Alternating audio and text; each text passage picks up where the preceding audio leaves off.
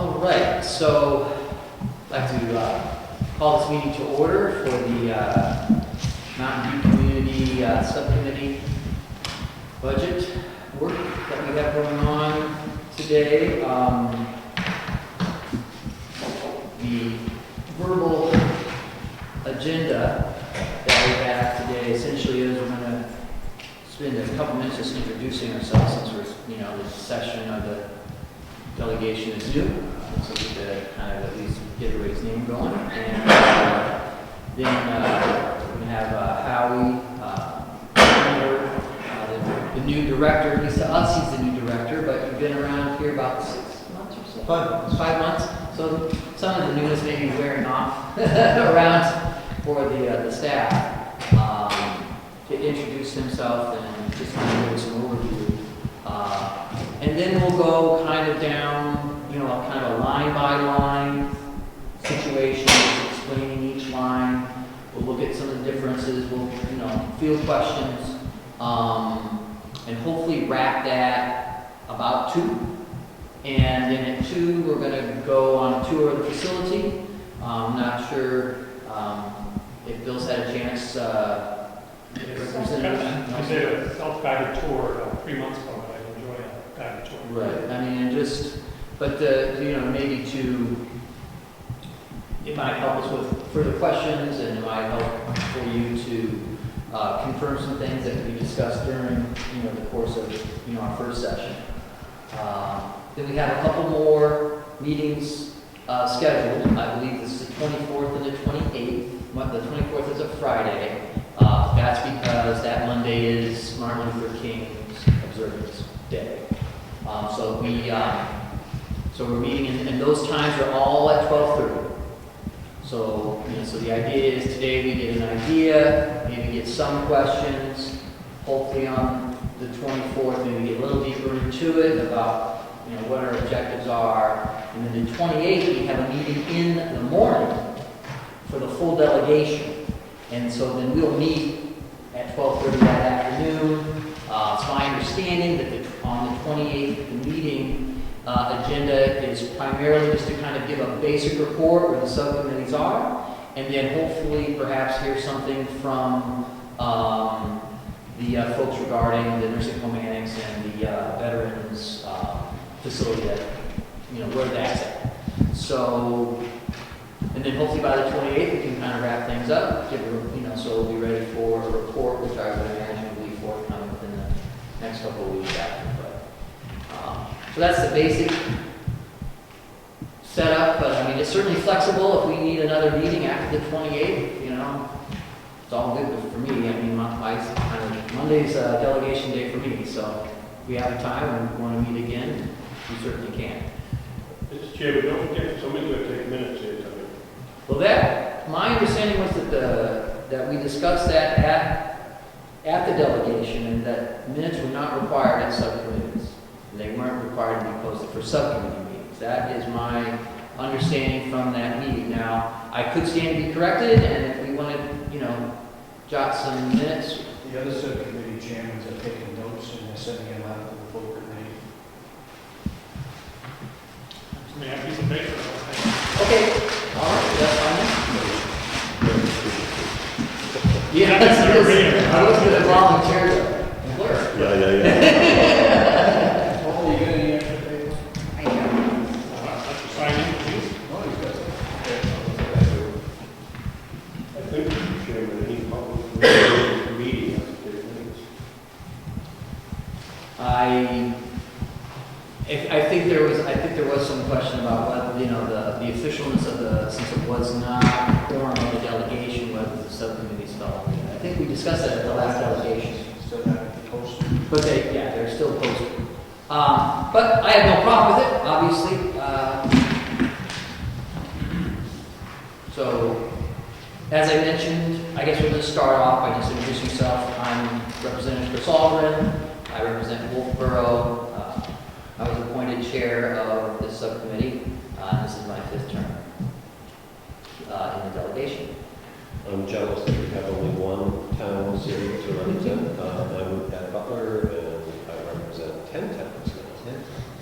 Arts location, Bartlett, Jackson, Conway, Chatham, Albany, Freedom, Eaton, Tamworth, Hales Location. You remember them all, that guy on TV couldn't remember the names of his 11 kids. And you can remember the names of all those times. Bill Nelson, I represent Babson, Ossipee, Wakefield, and Brookfield. Dave Sorensen, Commission. Steve Babson, District 1.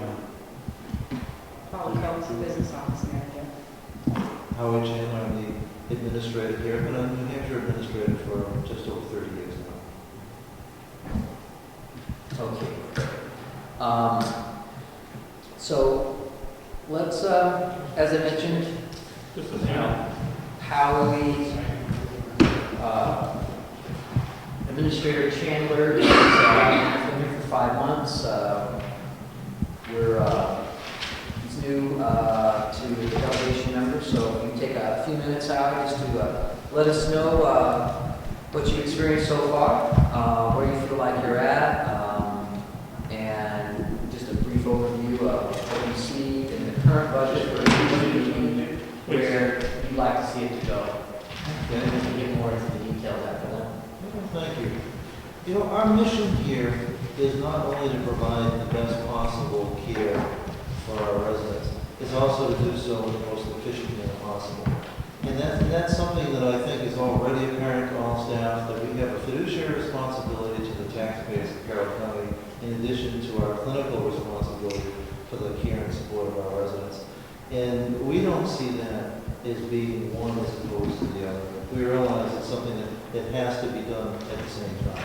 And I know that you, as delegation members, as legislators, you share the same kind of balance. That you want what's best, but you also have to do what's affordable. So I want you to know that in the staff here, senior staff here, and I think in all the line staff here, kindred spirits in that regard. So we're not offended at the thought about talking about money. Now, having said that, you should be reminded that we've been in this building now for about just under a year and a half. You moved from next door, where you had the same number of beds, 103 beds, where four residents in 2 separate rooms were sharing 1 bathroom, moving into this facility without an increase of staffing. It's a remarkable transformation in terms of more space, private rooms, everything about it is better, but there was an efficiency factor that might not have been intended that came about, because in theory, staffing at virtually all departments could have been justified to increase, and it didn't. And the result is greater care at the same cost. And in some cases, because of energy efficiencies, especially with that wonderful new heating plant, with significant savings. Now, what I can only guess, and I'm not sure what you were thinking at the time. My guess is that you were thinking about how to take better care of the people that you had. In creating this building, you also created opportunities that you might not have anticipated in terms of how to generate revenues. What you have here is 103 private rooms, something unheard of in New Hampshire and in most of the country. It gives us the opportunity to look at revenue generation in ways that would be inconceivable in the other old building or any building of its generation. I think that's going to come to play as we start looking at things here. Under the opportunity side is what we really have is the opportunity to increase private pay census, increase what the cost per day is that we can charge for private pay because it's attractive. In Carroll County, there are only 2 other nursing homes that have private rooms, and each of them has 1 room each. This ends up being extremely attractive. We have skilled care. Now, the challenge with skilled care is not having enough beds to meet the needs of those who need skilled care. It's a matter of we have the beds. It's a matter of doing the appropriate marketing to keep that balance. So what I'll be suggesting to both the subcommittee and to the commission is that we, over the course of the next year, start looking for what that balance should be. Somewhere in the range of 25% private pay, somewhere about 10%, Medicare, somewhere there in by default, 65% Medicaid.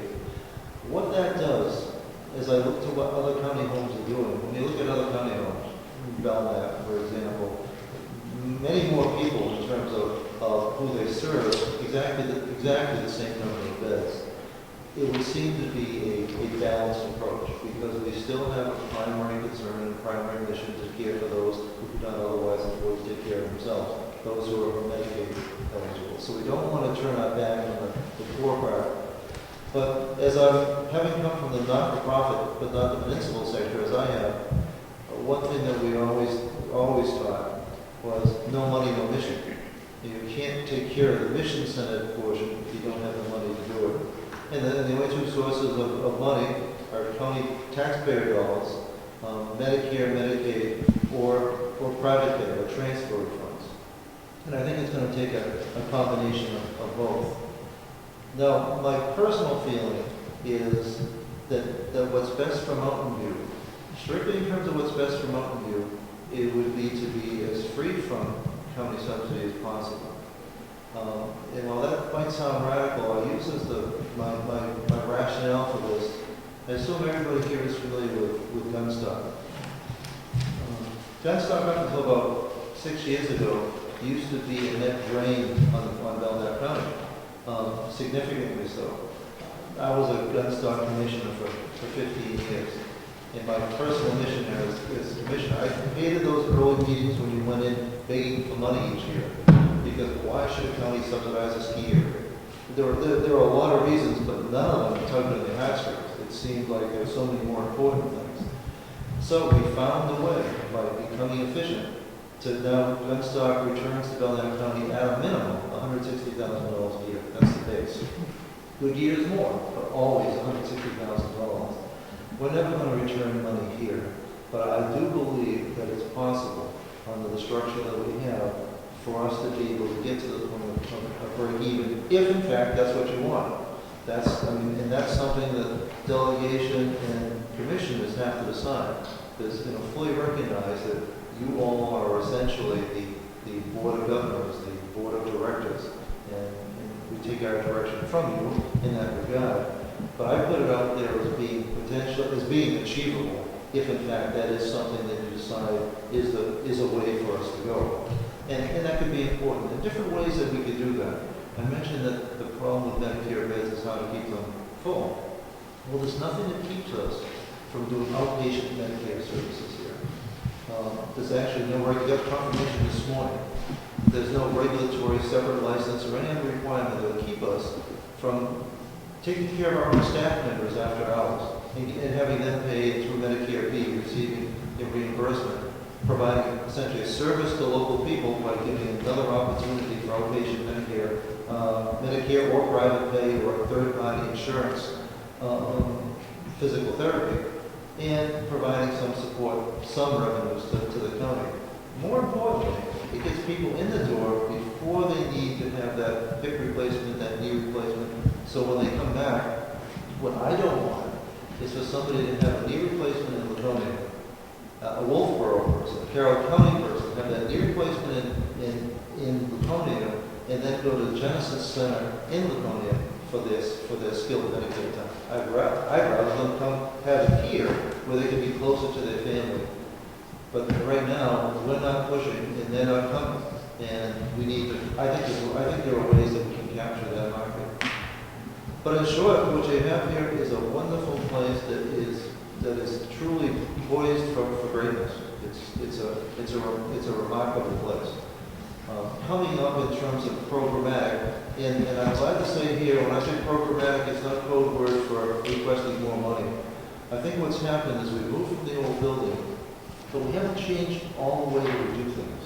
And here we have these neighborhoods, so we'll be working especially closely with the Family Council at how we can implement aspects of what's commonly referred to as the Eden alternative, kind of a less structured approach to nursing services. Not necessarily saving money, but certainly not costing more money, but something that can provide a greater level of care, significantly enhances retention of staff, because it changes the model that's guaranteed to burn people out. And it's what alternative? The Eden alternative. It's actually been around for almost 20 years now. Dr. Thomas developed it some years ago. It's also, the new version of it is And now, those who do it will maintain that it'll save all kinds of money. I'm a little reluctant to think that there's a cost savings potential. I hope that there is, but I don't want to represent to you that there is, because there's no cost in moving forward with exploring that option. Could you explain a little more fully what the Eden alternative is? The Eden alternative is predicated on resident and staff-directed small groups. Now, ordinarily, this would be a problem in the traditional nursing home where you have wings of 30 or 40. Here we have actual neighborhoods of 12 and 13. Dr. Thomas would say the exact number is 11, but we're more than close enough here where each of those neighborhoods would be self-governing, with the idea of giving control to the people who most need control, which are first and foremost the resident, but also, and interestingly so, the resident, the caregivers. The caregivers like to have control over what goes on. They know the residents the best. And in every example that I've seen, when they self-manage, they actually do more work and work harder because they're essentially their own bosses. It'd still be the same structure of nursing supervisors monitoring the clinical side, but the day-to-day is that for most, our staff, our residents right now are receiving 4.6 hours of direct care per day.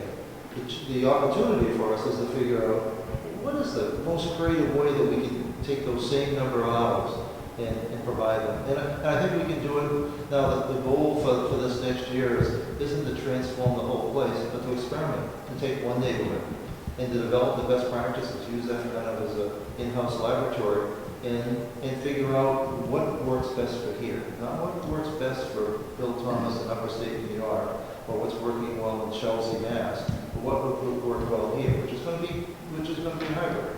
And is this being generated through the staff and the family council and the patient group? Where is the desire to pursue this model coming from? Family council is the right now the champion of it. Staff, it's going to take education on the part of the staff. I think staff changes come hard, and so that right now we have the shell, but we don't have the program. And that's why I think we have to start with one neighborhood with volunteers. So it can't be forced on people. And I forget what state it is, that it's the show me state. But the easiest thing in a setting like this is you can't tell somebody what to do. You have to show them what's working. You have them want to emulate it in a second neighborhood, and then maybe in a third and a fourth. It's especially well suited for those that have dementia or Alzheimer's, that create dynamic settings there. And that's something, right now we have a wonderful environment, but we don't have the most dynamic programming that we could have. We don't have that punch. And I say that we're great, but we're poised for it. But we don't have as much excitement as we can. But I'm also not suggesting that we need to throw money at it. This isn't a matter of money. This is more a matter of vision. All right, well, thank you very much, Howie. That was wonderful. You did a great job giving us some insights about some of your vision, which I must concur. I have some of those hopes as well that we can possibly get closer to a self-supporting situation, but movement toward it gradually, I think, is certainly something that we all could take cautious steps toward. I'm signing the attendance list here. Thank you. Right. So, I guess my next question is that structure-wise, we have Paula's here, and you said you were administrating, nursing administrating, or Business office. Business office management. Okay. So, is there a person on staff here who is really, and not from a financial standpoint, but from an operations standpoint, kind of your expertise person? I mean, beyond yourself, obviously, you've had quite a bit of experience, but is there someone who's like in charge of the training and the scheduling of the personnel? Well, we do in health services have a schedule, but we have the major departments being health services, being nursing, dining services, And then we have operations, and that's broken down into housekeeping and maintenance. And then let's see, we do have CQY social services, which is small departments, but in terms of the big three, it would be nursing, dining services, and facilities. Plant operations. Correct. Plant operations. So in layman terms, it's nursing, food, and maintenance Correct. would be the, And then some social services tied on. and each one of those Business departments, office on the side. like we saw Rob, He's director of dining services. and then Bob is the maintenance, the maintenance. Hey, Mark, come on in. I'm just gonna sit aside and miss sandwiches. Okay. Welcome then. Yeah, we all, So, yeah, you're welcome to sit here and eat. That's, except you'll be on camera. I don't know if I want to watch myself eat. They were all prepared and willing to present to you or answer any specific questions. They did for the commissioners, but they sort of had pleasure in that regard. That would not be an intrusion on it.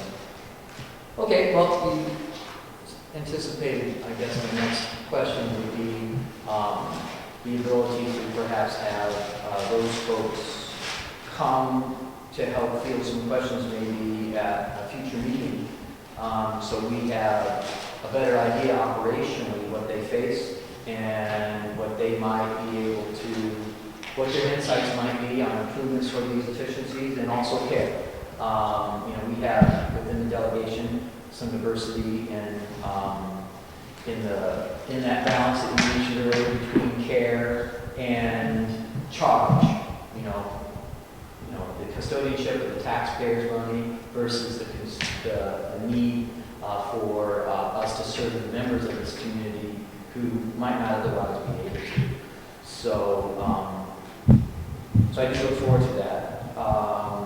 Perhaps, well, maybe think that over, talk about that a little later, about when that might be appropriate. But perhaps the next meeting, just to be able to have some of that exchange. So I guess the next thing that I'd like to go through is just start taking a look at the budget, kind of the nuts and bolts, line by line, explanation of how the accounting takes place in medical facilities.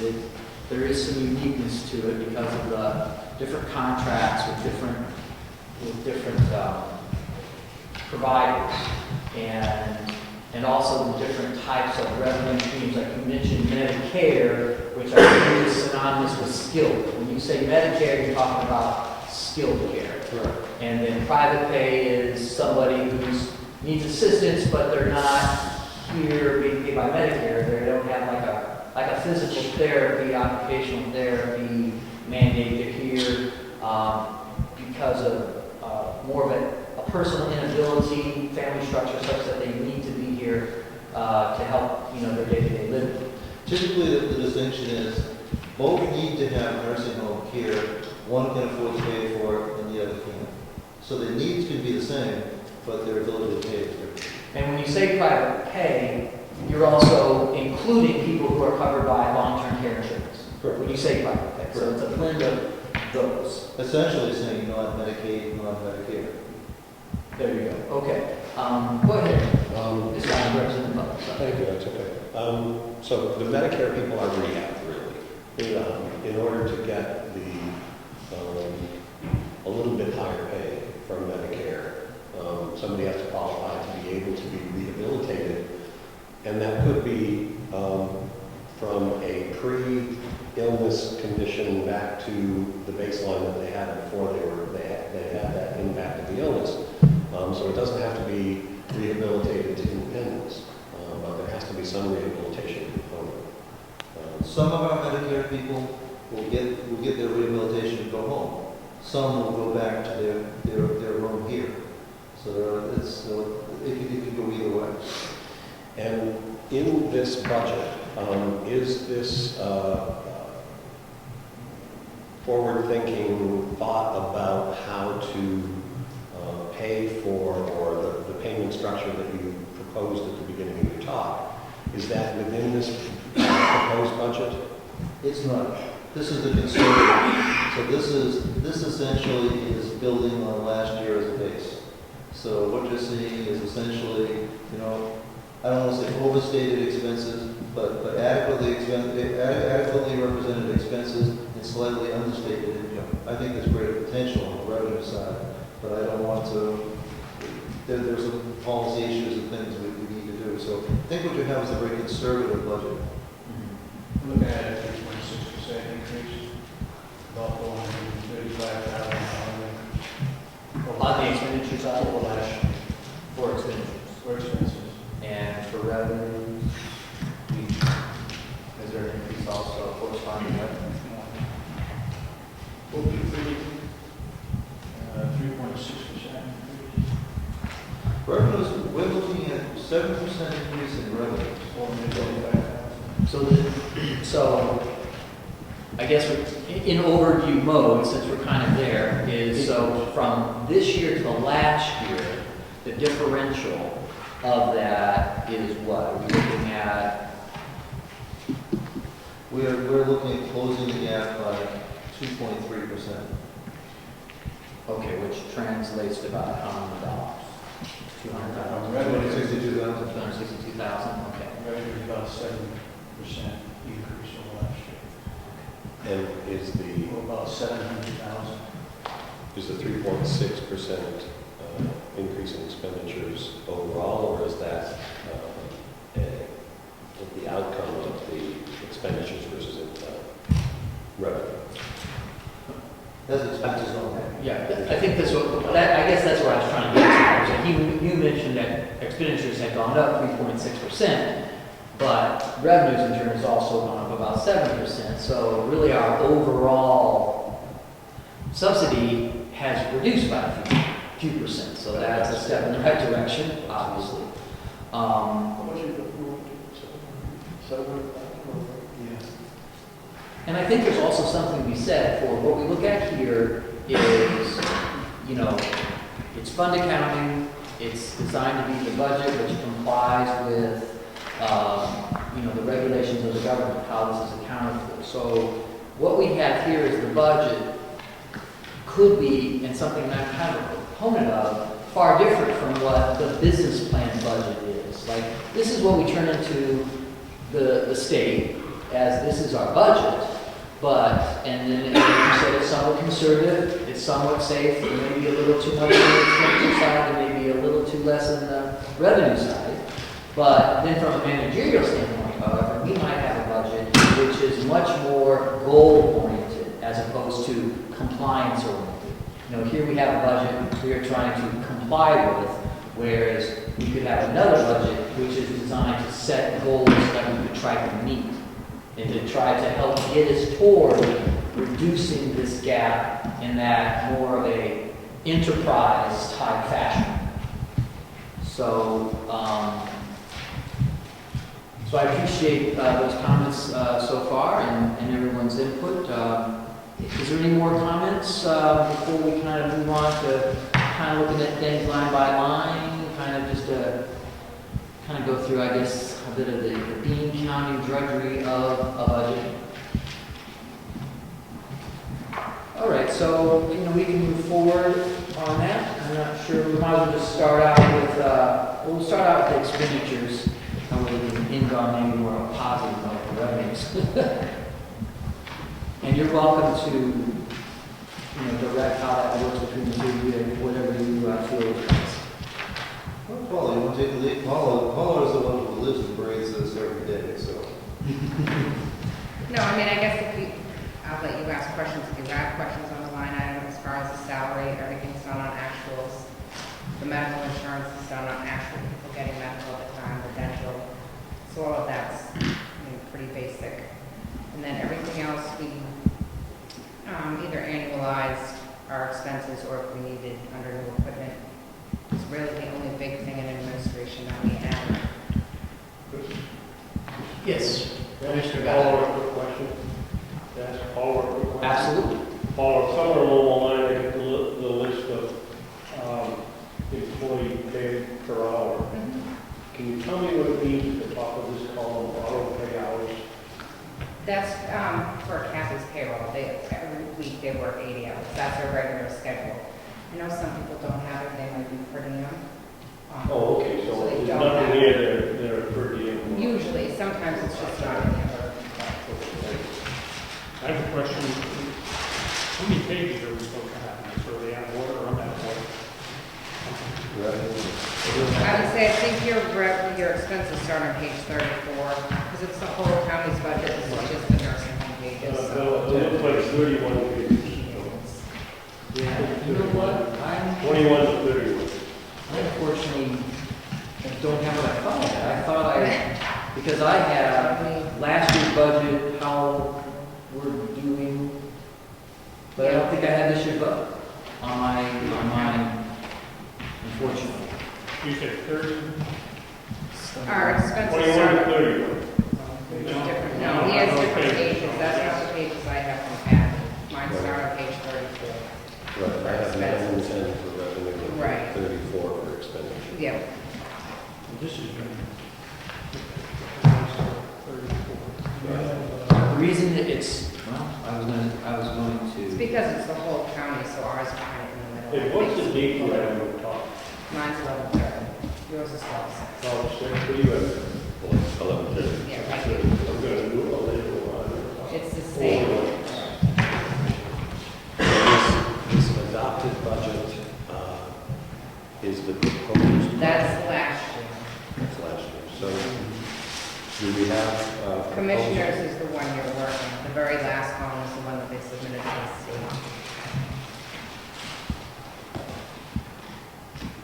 excellent. Do you have yours, Chris? Yeah, I do. I looked it. Mine's dated December 10th, is that? That's fine, yeah.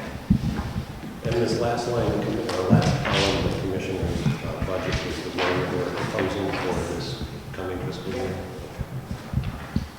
All right, so I think I'm up to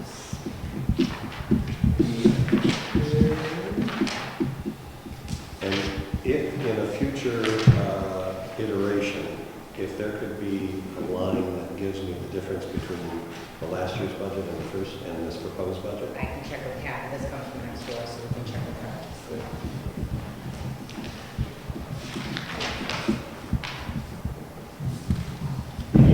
All right, so I think I'm on, mine says 11:30, mine goes through the end of November on actuals. Okay. Okay, so, sorry, I was going through my bag to get out a proper worksheet. I had a previous one. But mine has 2010 actual expenditures, 2011 actual expenditures, and the 2000 actual expenditures through 11/30, then the budget, and then the commissioners is the 2013 proposed budget, that commissioner's line. So those two columns there is the differential between the budget before, last year's budget and this year's budget, which is, something obviously to take some care with. And I believe it's, starting out with nursing home administration. So as you go, through there, you're looking at the salary for administration. Basically, what staff would that entail? I have, it's myself, Howie, Lisa Howard, who does purchasing, Patty Kane, who is our in-service director, Barbara O'Brien, who works for Patty, she only works 10 hours a week, Lisa Delisle, our receptionist, our Saturday receptionist, and Kathy Gary's salary. Who was the last one, Paul? Kathy Gary. Yeah, half. Kathy. Okay. and there's a difference of 90,000 from one year to the next. No. No? Never mind. Okay, got it. That's At least in the budget. actual for this year that I was looking at. Got it. But you actually have this in September, so. Okay, so the medical insurance in this line, that gives you budget-wise, has gone up kind of significantly. rates over 10%. Is there a specific reason for that? Is that just census structure, or is It that? depends who chooses to have insurance. It's on actuals every year. That's how we budget. So if someone drops or adds, goes from a single to a family plan, or I don't know what Sandy had or how he has now, that could be a difference. Okay. Sometimes it actually has one plan. So I guess my question though is this a across-the-board increase, or does it more have to do with the specific plans that were being Well, requested there's by the those increase people? too. I mean, Kathy gives me the figures of what we're paying for insurance for the coming year, so, I mean, it could be a little bit of both. Is the policy the same as what the union gets? Exactly the same benefits? For non-union, yes. So do you happen to, by, off the top of your head, have a rough idea of what the generic increase was, insurance-wise, percentage-wise? We'll get that increase till June, we did. She didn't give me, she just gives me a flat rate of what it's gonna cost for each The plan. percentage? Yeah. Give a percentage? No, she just gives me how much to charge depending on what plan I'm taking, so I don't have to. Okay, that's all you really need. That's a central, Yeah. it's actually a centralized expense that gets allocated out to us. That was partially just raw-based curiosity. And just one more question in terms of the policy. That gets negotiated how often or under what circumstances? It depends on, sometimes they do a one-year contract, sometimes they have a two-year contract. I don't know what the union has planned for this year, so. We have a 2-year contract. We try to go for a 3, and not to plan an incentive for 2. Not worthwhile doing a 1-year contract. We have to pay an attorney and so forth. I might add that the contract, the insurance part of the benefit package is done separately as the negotiation for what the salary increase is. So there's been an effort over the past couple of years to lower our costs on the health insurance side to see if we can find some savings. But I think one of the misfortunes of what we did this time was we negotiated, or it was negotiated what the pay was going to be, and then we had as a separate conversation what the health insurance was going to be. There's not an awful lot of incentive to take a lower program after you've already decided that. So I would hope in the future that they could marry those together. We saw some savings last year or 2 years ago. We saw substantial savings by realigning Paula. 40-some thousand. Right. But this time around, rates have gone up, but there wasn't that energy to say it wasn't there. People wanted to stay with exactly what they had with no change. So I think we need to, if we want to save money, because here's an area that, we want our people to have good coverage and all, but it needs to be married together and talked as one conversation. But we'll see a savings. Okay. Yes. Why don't you go to ask your usual question, Representative Butler? On the insurance, or the single payer? I've given up unless I've got a new commissioner that's willing to. I heard you say now 2 committees, I figured you wanted to take the 3, see what happens. No, I'm of the firm belief that when we're hiring new employees, that we bring someone on. My first position was that we bring them on as an individual. If they want to add on to that, then they pick up a percentage. I've adopted in my older age now to understand that people are going to have a spouse, and that we should be looking at least a 2-person plan, and that as the family comes along, that they should be paying a percentage of that going forward. Right now, you come on as a single individual, get married, change your plan to 2 persons, and then the baby shows up and we go to a family, and we have no control of those costs. And we see it every year we end up one way or the other. Hardly see it go the other way. I've asked the commissioners for 10 years that I've been involved in this, could we look at a policy that discussed that? And the answer repeatedly from the commissioners is they have no interest in doing it. So I was going to give up on that conversation today. So your feeling is that you don't want to see the continuation of 80-20 from single, married to family. You want to see maybe 80-20 for first two, and then what? 60/40 for the kids? Some Year old? I would like to see the employee participate as it goes out. When you're hired, you're told right up front. All the people that were hired in the past would have that flexibility. If they have a family, other people are added, they get added in. I've been talking strictly new hires, and when a new hire comes in, you have this insurance program, we'll amend that so that it could be two to be a spouse, but after that, then it's negotiated by. Follow up, yes, please. In your experience in the business community around there, are there other companies doing it? Or would we be setting ourselves aside, perhaps hurting ourselves when it comes to advertising? I think in the public sector, there has been no energy to do that. In the private sector, people that we know all employed are lucky to even have their first insurance paid for. So I believe it's a change we have to do because of what our costs are and where we can control it. I think as long as it's like new firemen coming into the system and things with our state policy, with our state programs, you have to honor what you have up to this point. But I think we could move forward. Jobs are hard to come by. People coming in can make a choice whether to work here or not to work here.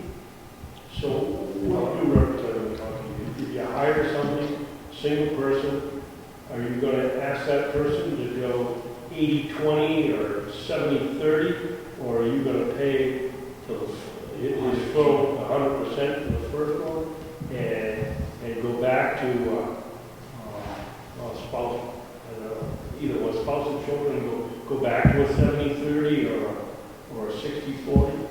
To answer your question, I don't know what that formula would be. I would just like to stop the policy where we are and now have a discussion on what we're going to do with new hires going forward. Well, my question is, you only want to ensure that one person coming to work, but do you want that, or two? You want that person to pay 100%, or do you want that person to only be able to get the benefits of one or two, but you also only want him to contribute 20 or 30% of the work? In my world, I would keep it the same as it is right now for that first two people that came in. 80-20. 80-20. But after that, if they want to go into a family plan after that, then there would be a new payment on top of that. It shouldn't be to the taxpayer to continue to reach into their pocket.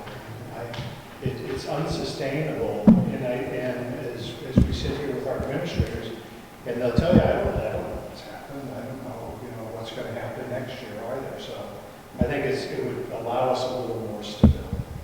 As long as your employee's told right up front, that's what it's going to be. There's a lot of people who'd love to have a job that even had anywhere near this. If I might add, I think to Representative McConkey's point is that when an individual who works here and they have a single plan, it's obviously more when they add another person. So wouldn't it make sense that when they added the second person, that instead of it being 80-20, it was something that was perhaps a little lesser, so they were, contributing more toward that. And if they added children, maybe for that tier, they would contribute on a percentage. They would contribute a little bit more because, employee A who is working just as hard as employee B, but if they have different insurance constructs, it's a greater cost. So, shouldn't the employee absorb some of that cost? I think is some of the point. And what that percentage is, I guess, that would be a matter of deciding what was competitive in the marketplace. It might only be 1%, it might be 2%, but something that helps distinguish the fact that would be in the employee's mind that they are indeed receiving something more if they're actually having to pay a little more. They see it, that this is a benefit. This is something that I'm getting that I should have that additional appreciation for, as opposed to, well, we have this package and that's what it is, and our pay rate is something that's completely separate from our benefits package. Instead of when we sit down to negotiate these sort of things that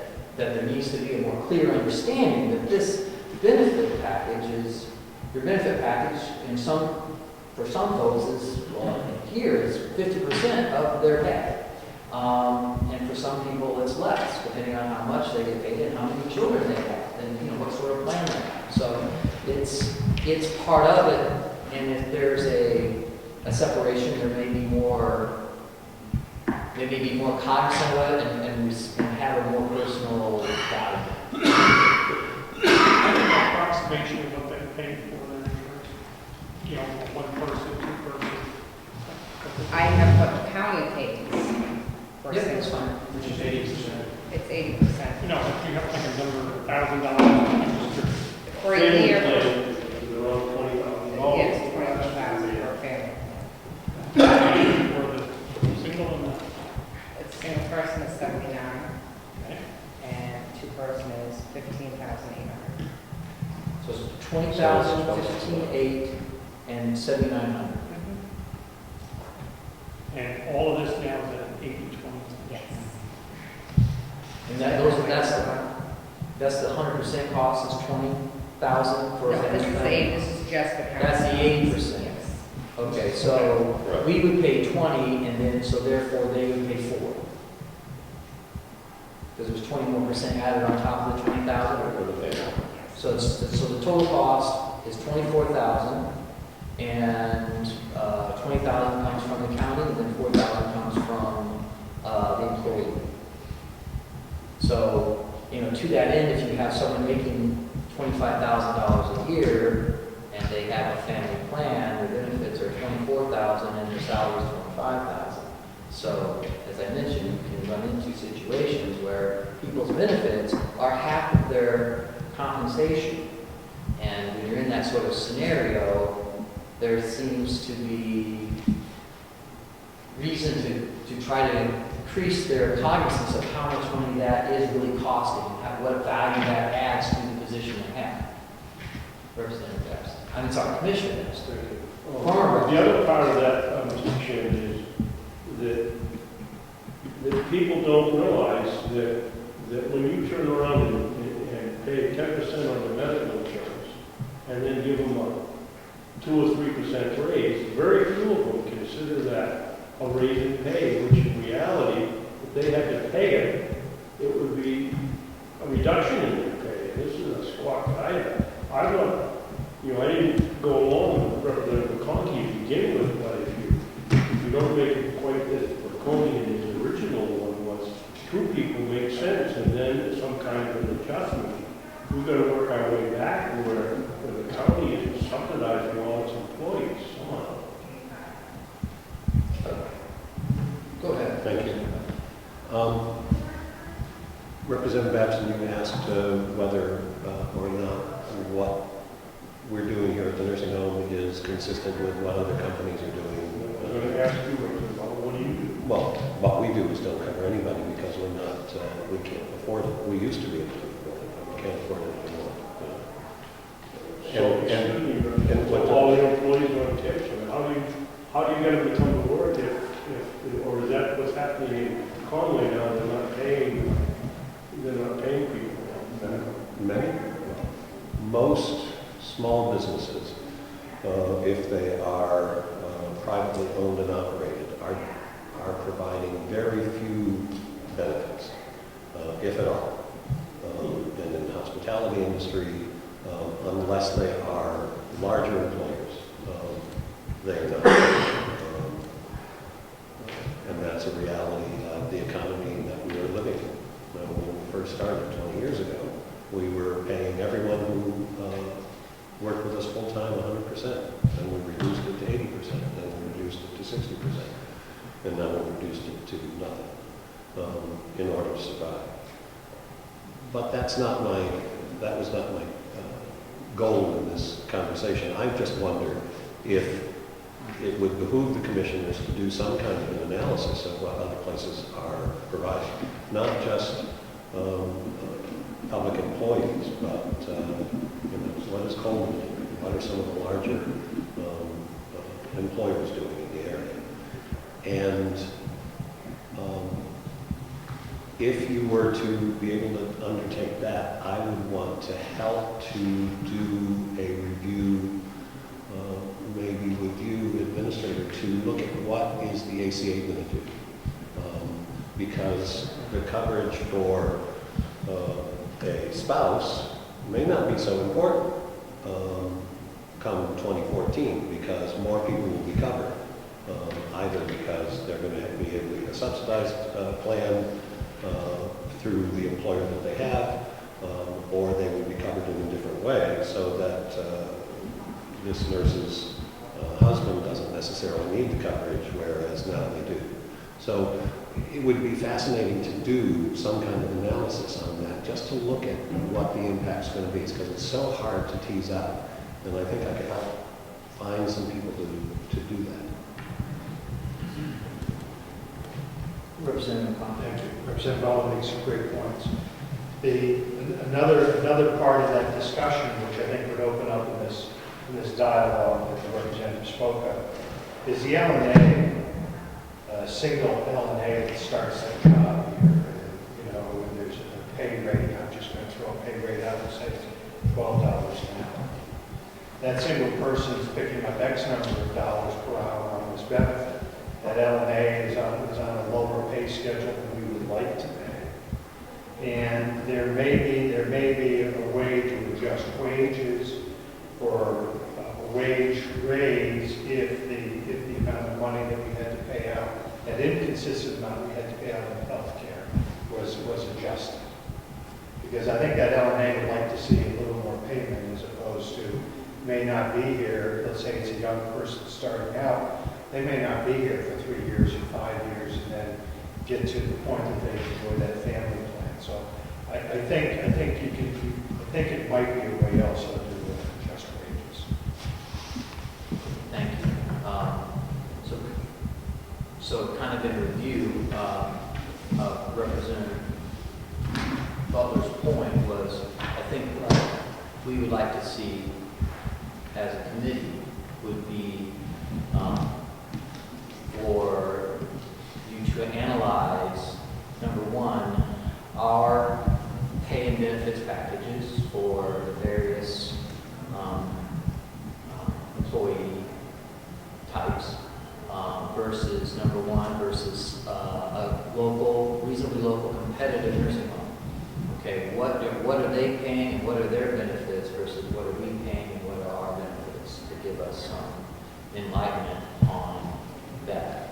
And then number two would be that that we would look at what changes would be coming forth because of, and for some reason I'm forgetting the real technical name, the Obamacare, the medical reduction Affordable Care Act. Affordable Care Act, yes, I knew it had some patient protection. Yeah, the Affordable Care Act, I believe is what it is. You know, what's coming on in the Affordable Care Act and what that might present as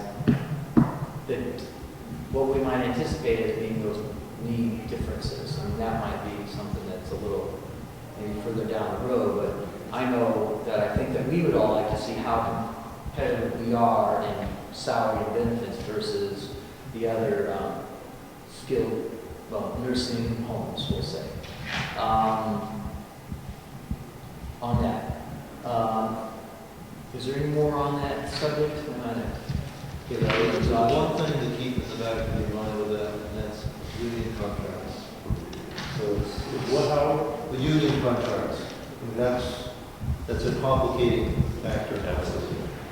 Correct, and that is why we need to start looking forward to this as because it is part of the contract. It's not something we're going to be able to really make a major change in the budget, but when it comes time for the next negotiation of the contract, we might want to be considering some of these avenues looking forward. Commissioner Babson.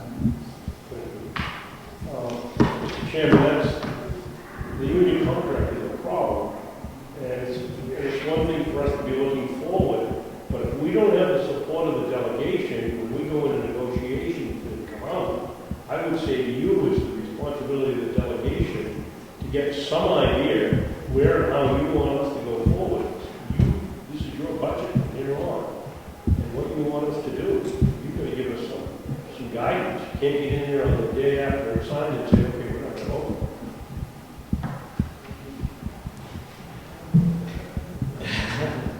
Representative. Thank you. Mr. Wright, I believe our conversation has been a guidance moving forward.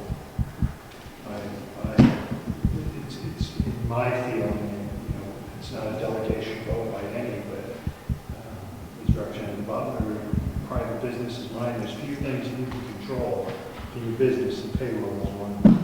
And we've got to be conscious of that going forward. I'd like to see the commissioners negotiate both packages at the same time. Don't take a union contract and then come months later and then negotiate a healthcare package. So I'd like to see that all done together. And I'd like to an eye open into the future. And when you compare private facilities and public facilities, seeing if there's some room to talk about new hires. The unions always want to protect. I've been involved in towns negotiations on healthcare. I've worked with human services here, negotiations here. The unions have two ways of looking at things, and I'll simplify. We have our people that have been with us, and we have our new hires coming up. And they'll make adjustment when they need to when new hires coming up. So, that might give you some flexibility. So I'm not saying in any shape or form, we change anybody that's been working with unions and allow that to happen. Representative. I think both of you gentlemen make good points, but you represent 2/15 of the delegation, and we need to know what 8/15 want us to go after in the contract. And the rest of the delegation may say, we want to go 90/10 and pay everybody. We don't know. I would just say that we need to stay in communication, and we need to have the discussions up front. Absolutely. And, so that we don't undercut you, and so that you will get as much support as you can get from us. And I understand that could be difficult. Okay, so I'm going to just try to, move forward, and we do want to try to wrap this up. We're still on the first page in about half an hour. But I would like to, because we had a little bit of a misrepresentation about the bed tax during the last delegation meeting, I was just hoping that we could get a little explanation on what the bed tax is, because the term is kind of bandied about a bit. And during the course of our delegation meeting, we had that DEAS line. Yeah, that's a totally different budget. Right, but unfortunately during the delegation that was called the bed tax. Oh. So I just wanted to, since we're here, we could maybe kind of clear up what the bed tax is, which is down here, and versus the DEAS line. You might be able to just let us know. The bed tax we pay, and the state calculates it out. Every quarter I have to fill out a form which states our revenue, and then our bed tax is 5.5% of our revenue. So it's based on that. And then And most of it, sorry.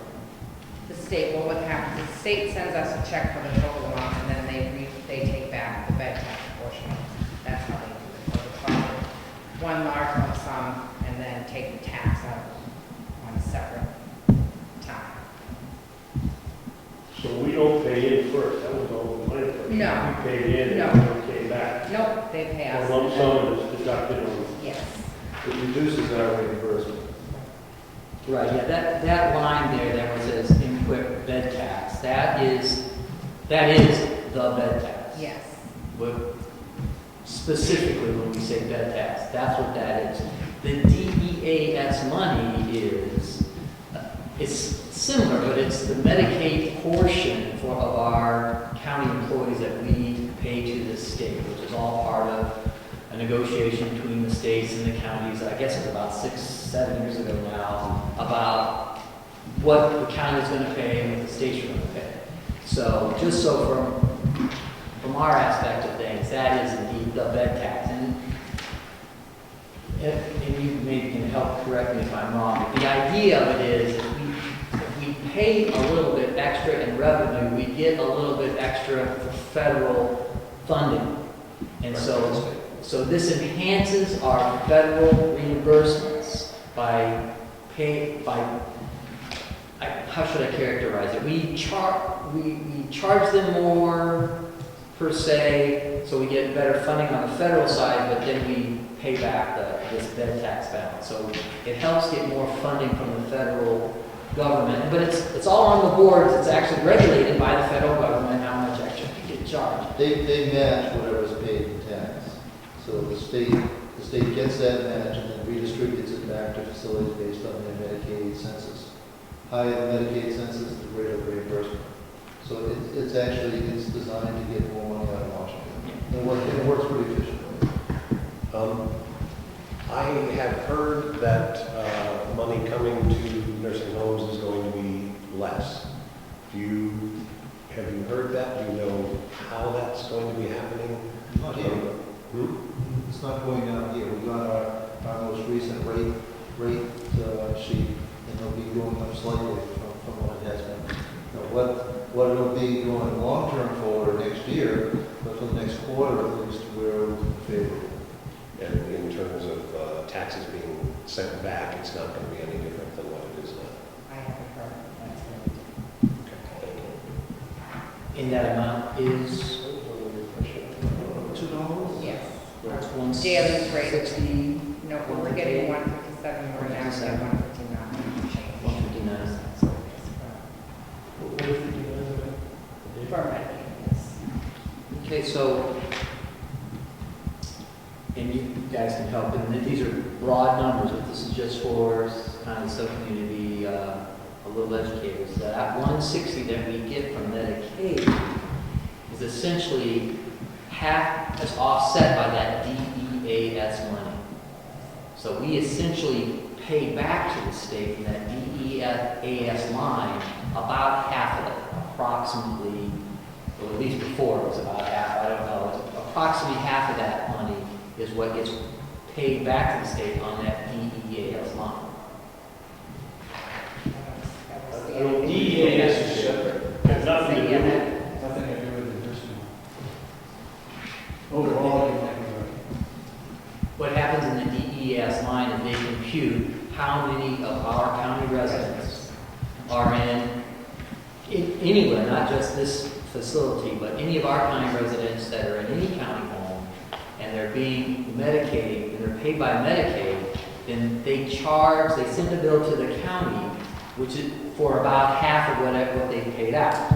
So when we talk about our fiduciary responsibility as a county to the Medicaid patients, I think it's relatively important that we do understand that the county is paying for about half of the 160 that we get from the state. We pay back to the state.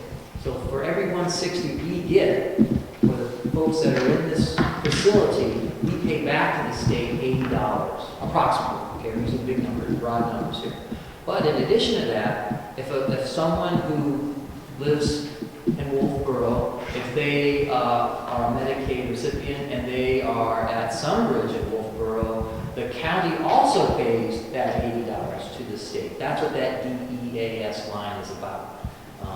So I just want, that's something that's kind of not really readily known amongst, most members of the delegation, I'm pretty sure. And it took me about 3 or 4 years before I found out myself. So, pretty sure that's Howie, wasn't it you that gave us the rundown on that about a month ago? And it wasn't really, I always thought that we were billed for people out of the county, and they were billed, other people that were here were billed, and you said, no, that's not the way it works at all. We got Sandy before she left. I don't know. That was me. No, it was told to me by Kathy Gary that used to be the way. And somewhere along the line, about 3 or 4 years ago, there was a memorandum of understanding by all the counties that essentially they entered into an agreement, a memorandum of understanding that kept it was a lot of paperwork doing all this individual billing to agree to a fixed formula for that amount. It publishes the same thing, but it based on the law of large numbers that the proportions that were placed then would carry forward going forward.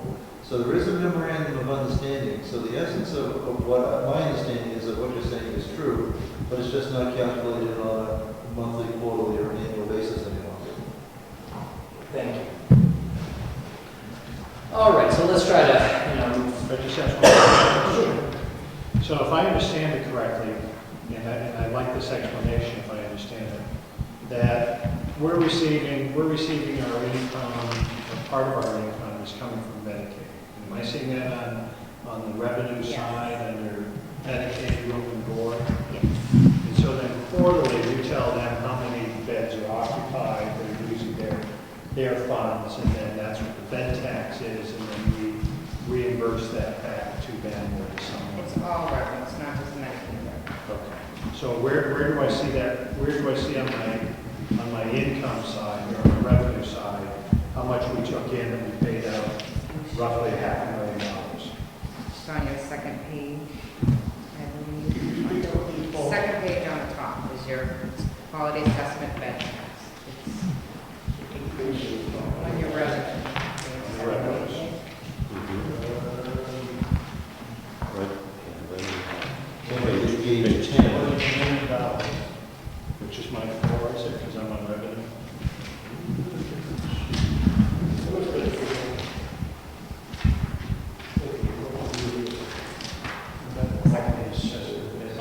So that's what we took in. That's what we took in. So we're projecting $1 million, and Commissioner's projecting $1 million. Right, yes. And we're paying back as a tax, what we did last year, somewhere in the neighborhood of $450,000. And then we were able then to then get reimbursement back partially from the state and feds for part of that money again. So it's less than the $450,000 when it's all said and done, or it's $450,000, which is this bed tax. Well, it looks like we paid $450, but we get back $1 million, so it's a good trade. And then the difference being made up by federal money. So essentially, what we pay is being matched by federal money and returned to us. So half as much back, or roughly a little more than half. Well, it's 100% return on that, Thank you. which is a good day. Okay, I understand. Thank you. yeah, so as you see that quality assessment bed tax is like an enhanced charge, but then we get that, but then we have to pay back part of it, and it has to do with the federal funding matches. And it's all up and up. They do this, it's just one of those, I guess unfortunately to put it bluntly, it's through the political manifestation, if they, through their guidelines, we're not doing anything wrong. It's completely normal. They're all doing it in every state. It's regulated by the federal government. Why they just didn't change the percentages, I'm not sure. But unfortunately, sometimes you can take something easy and make it very complicated. But there you go, right there in a nutshell. It's maybe a little bit of over-regulation. But so let's move on. See, I'm on my sheet is page 22. It's under after nursing home administration, you get to the dietary, and you can see once again on that one we've gone from 112 to 137 on insurance, so that's gone up somewhat significantly, and retirement expense has also gone up somewhat significantly. So I think that those would be two numbers, perhaps from my standpoint, I'd be interested in wondering why those two particular numbers went up. Again, Mr. Chairman? Yes. Salary for the dietary department, is my interpretation right, 646.5 at the end of 11, and the proposed is 724.9. And all these have included in them union raises. Yeah, you need, if you look at There are raises included. so if you look at budget numbers, Mm-hmm. so were you looking Yeah, at this number? no, I was just looking at what had been expended, because I don't have, I just have through September for And then- 2012. And like everything else, the salary is based on actual FTEs, so whether they actually had those FTEs all year, I mean, I know there's people come and go a lot in dietary as a nursing, so they might have vacant positions for a while, so you're not spending the total budget, but we budget for what we should have if we had a full staff all year long. Got it. So it's no, there are no significant additions in terms of staffing. Right. I mean, that line of adopted budget of 710 versus, that's last year's budget versus this year's budget being 724. So that's your differential in budget. It's up 14,000, which is Got it. a couple of percentage points. So from a budget standpoint, it wasn't as significant as perhaps the percentage of medical insurance, which was from 112 to 137. And that's a fairly significant push, and I'd like to see a breakdown on that. And then from 41,000 to 47,000 on retirement, once again, the percentage there of that 6,000 or 5,500, it's another, 10% push. When I look at this, that's the numbers that jump out at me, and I see big percentage increases between the two budgets. That's essentially what I'm doing when I ask a question. Something else when you look at dining services expense, which doesn't show, because we're not showing it as net, is also a significant increase in dining services revenue. So sometimes we're looking at $35,000 in cafe meals that were budgeted. So that when you look at the difference, it's actually a very favorable year. Mr. Chairman, Yes, Commissioner Babson. those may jump out at you. One that jumps out at me is workers' compensation.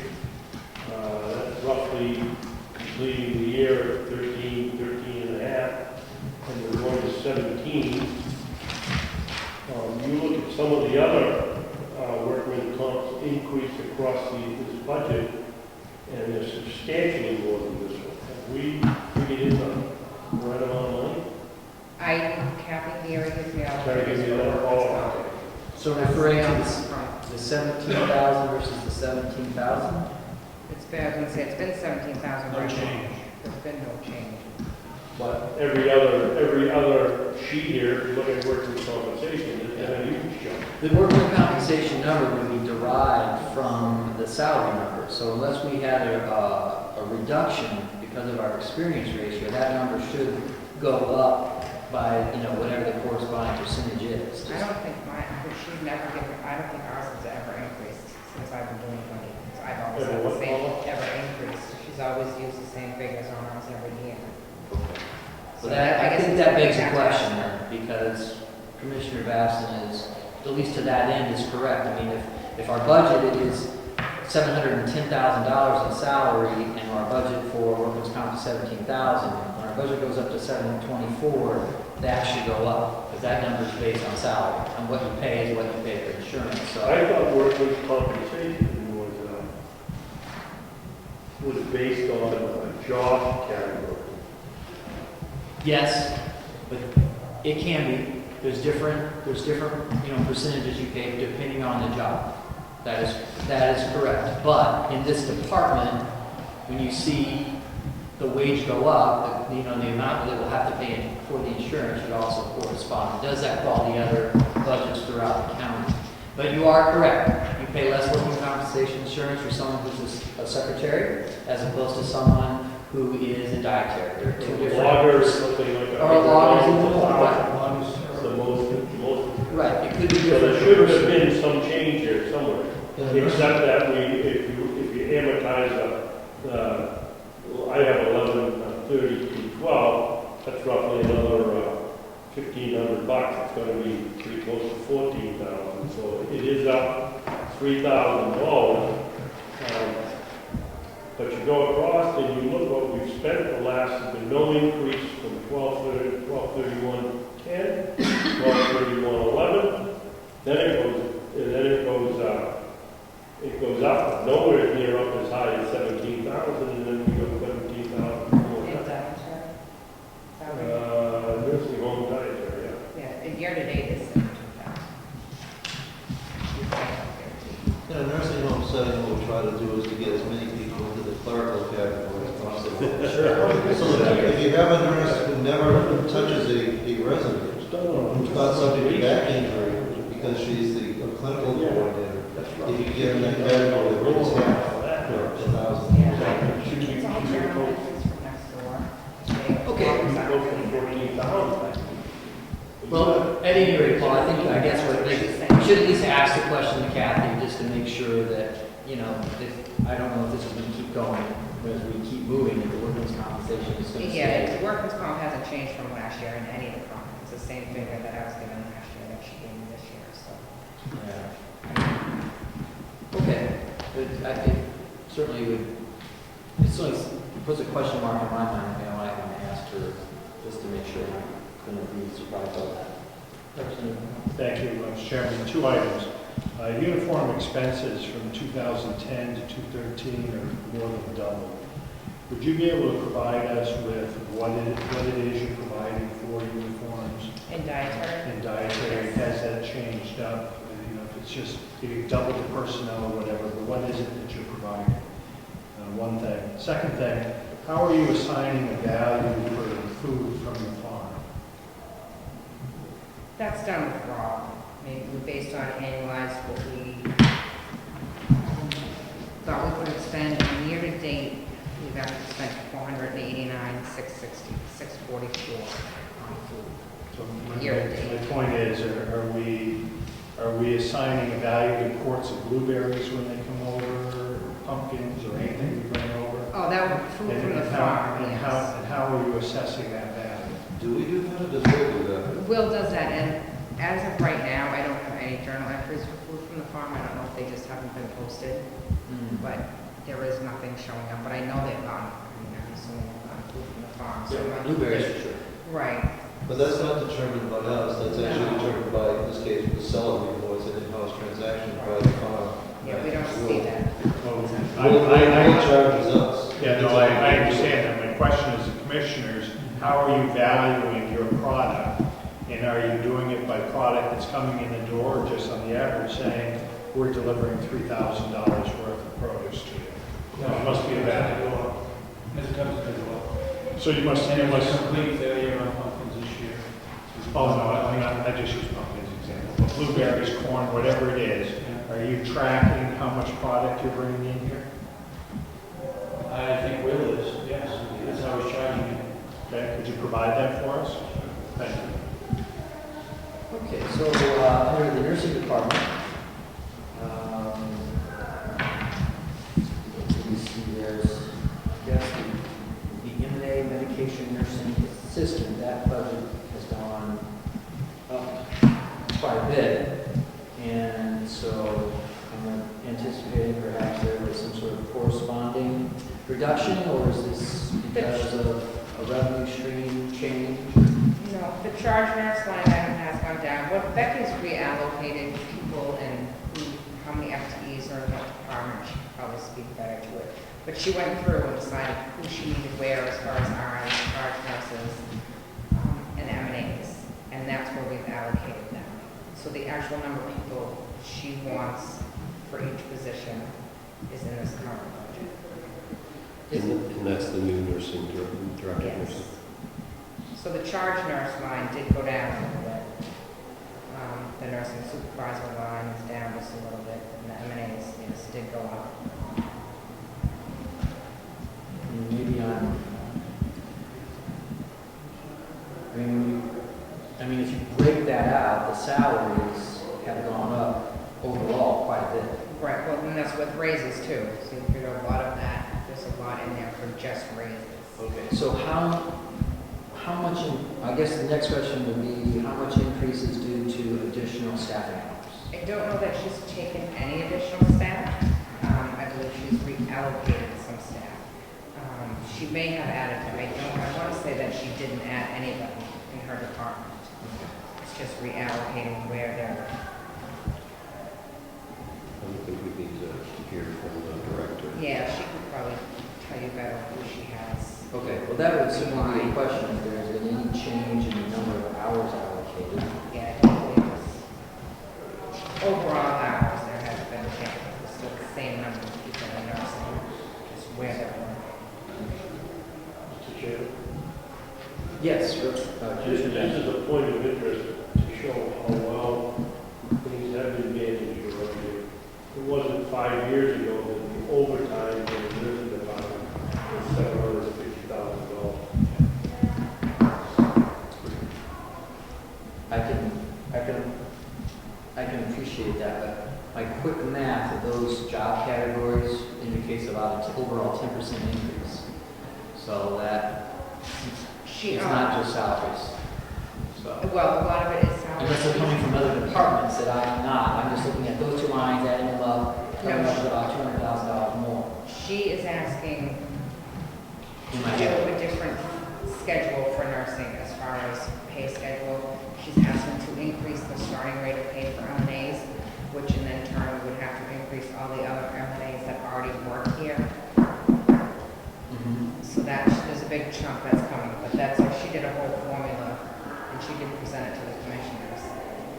So she could do that at the next meeting. Okay. For the delegation also, but she did a tier raise for each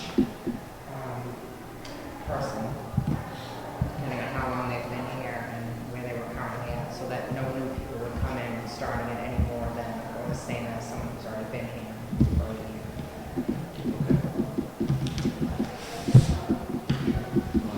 I've included my retirement expense, though I have those up quickly in my head, so it might be off a little bit. Might only be about 8%, 7.5%, because I added another 35, 50,000 dollars to that number. But at any rate, it does appear that that number has gone up more than the Yes. 50 cents an hour, or whatever, with 40 cents an hour Yes. that we heard during the course of, you know, what the new labor contract was going to be. So. Yes, it did, but due to that. Also, there was an increase in what county is paying and what the employee is paying for retirement by RSA, that you voted for. Yeah. Oh, I'm just. Me too. Well, maybe I voted against it. Did you check my voting record? But my only point about the retirement system is I added that into my adding when I was going down the line and adding the differentials. So my $200,000 number might be wrong by that differential of $6,000. So it might be more like 150. So I'm just kind of panning down. Backing up to nursing home dietary department, equipment and maintenance repair, $10,000. We have a brand new facility, and we've got $10,000 on the maintenance side here. They didn't get our own equipment when we moved over here, as far as I understand. All their equipment was not. A bunch came over from the old person. Okay. What ends up being the big ticket items there is hood. Now that we're past the 1 year, it's completely separate fire system and cleaning that ductwork. I think quarterly, or it's either every month or every 3 months. Ends up being almost prohibitively expensive. Could we have a listing of what's being asked for new equipment and breakdown of where those repairs are? And on top of that, a listing of what we still have available sitting in the other building, and have you assigned any values to that equipment? You want a quick rundown, Mr. McConkey? Wheelchair scale, 2,300, 2,000. I'm just going to run them all. I have the list. I have the list. You want, what else do you want? What we've still got for equipment sitting in the old facility, and what's breaking down to this $10,000 repair. I'd venture a guess that probably 70% of that equipment in the new building's brand new. Major pieces. That would be reasonable. So I think it's a high expense, so if you could just break that out for us, that'd be great.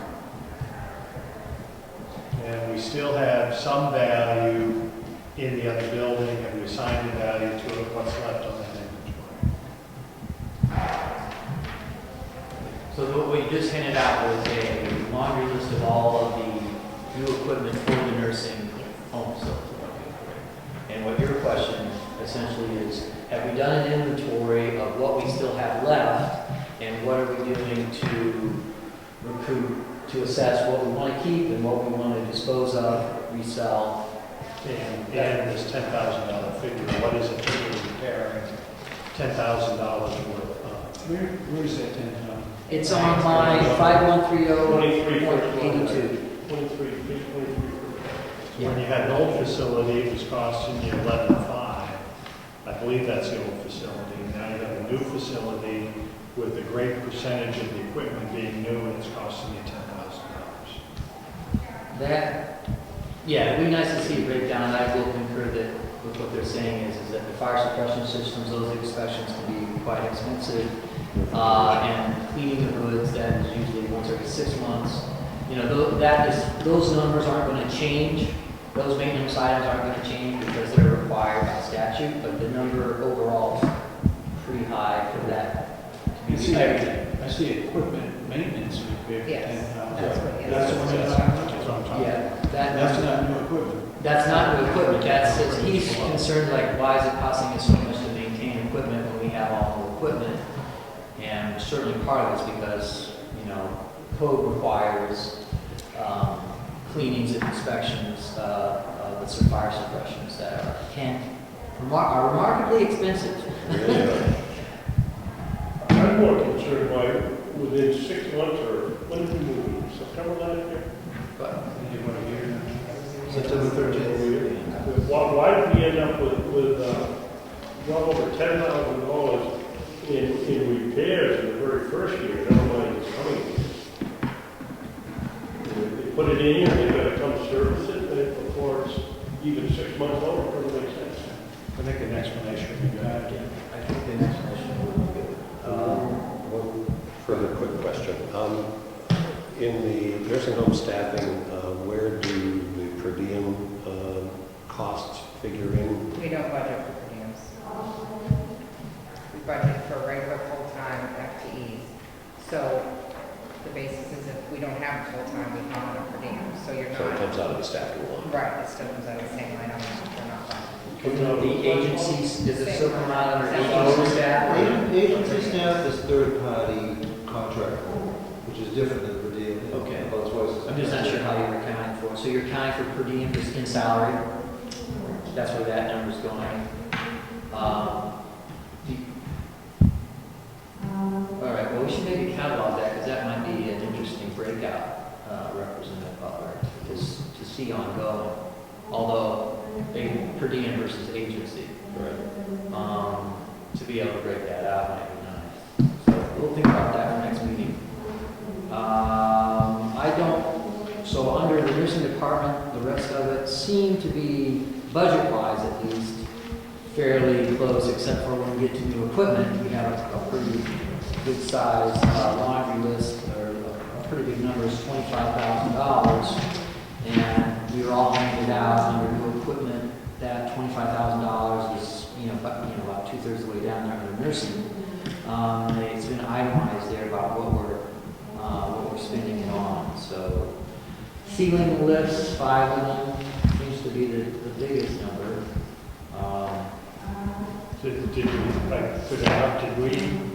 My understanding was when we built the new facility, that every room was going to have a ceiling lift in it.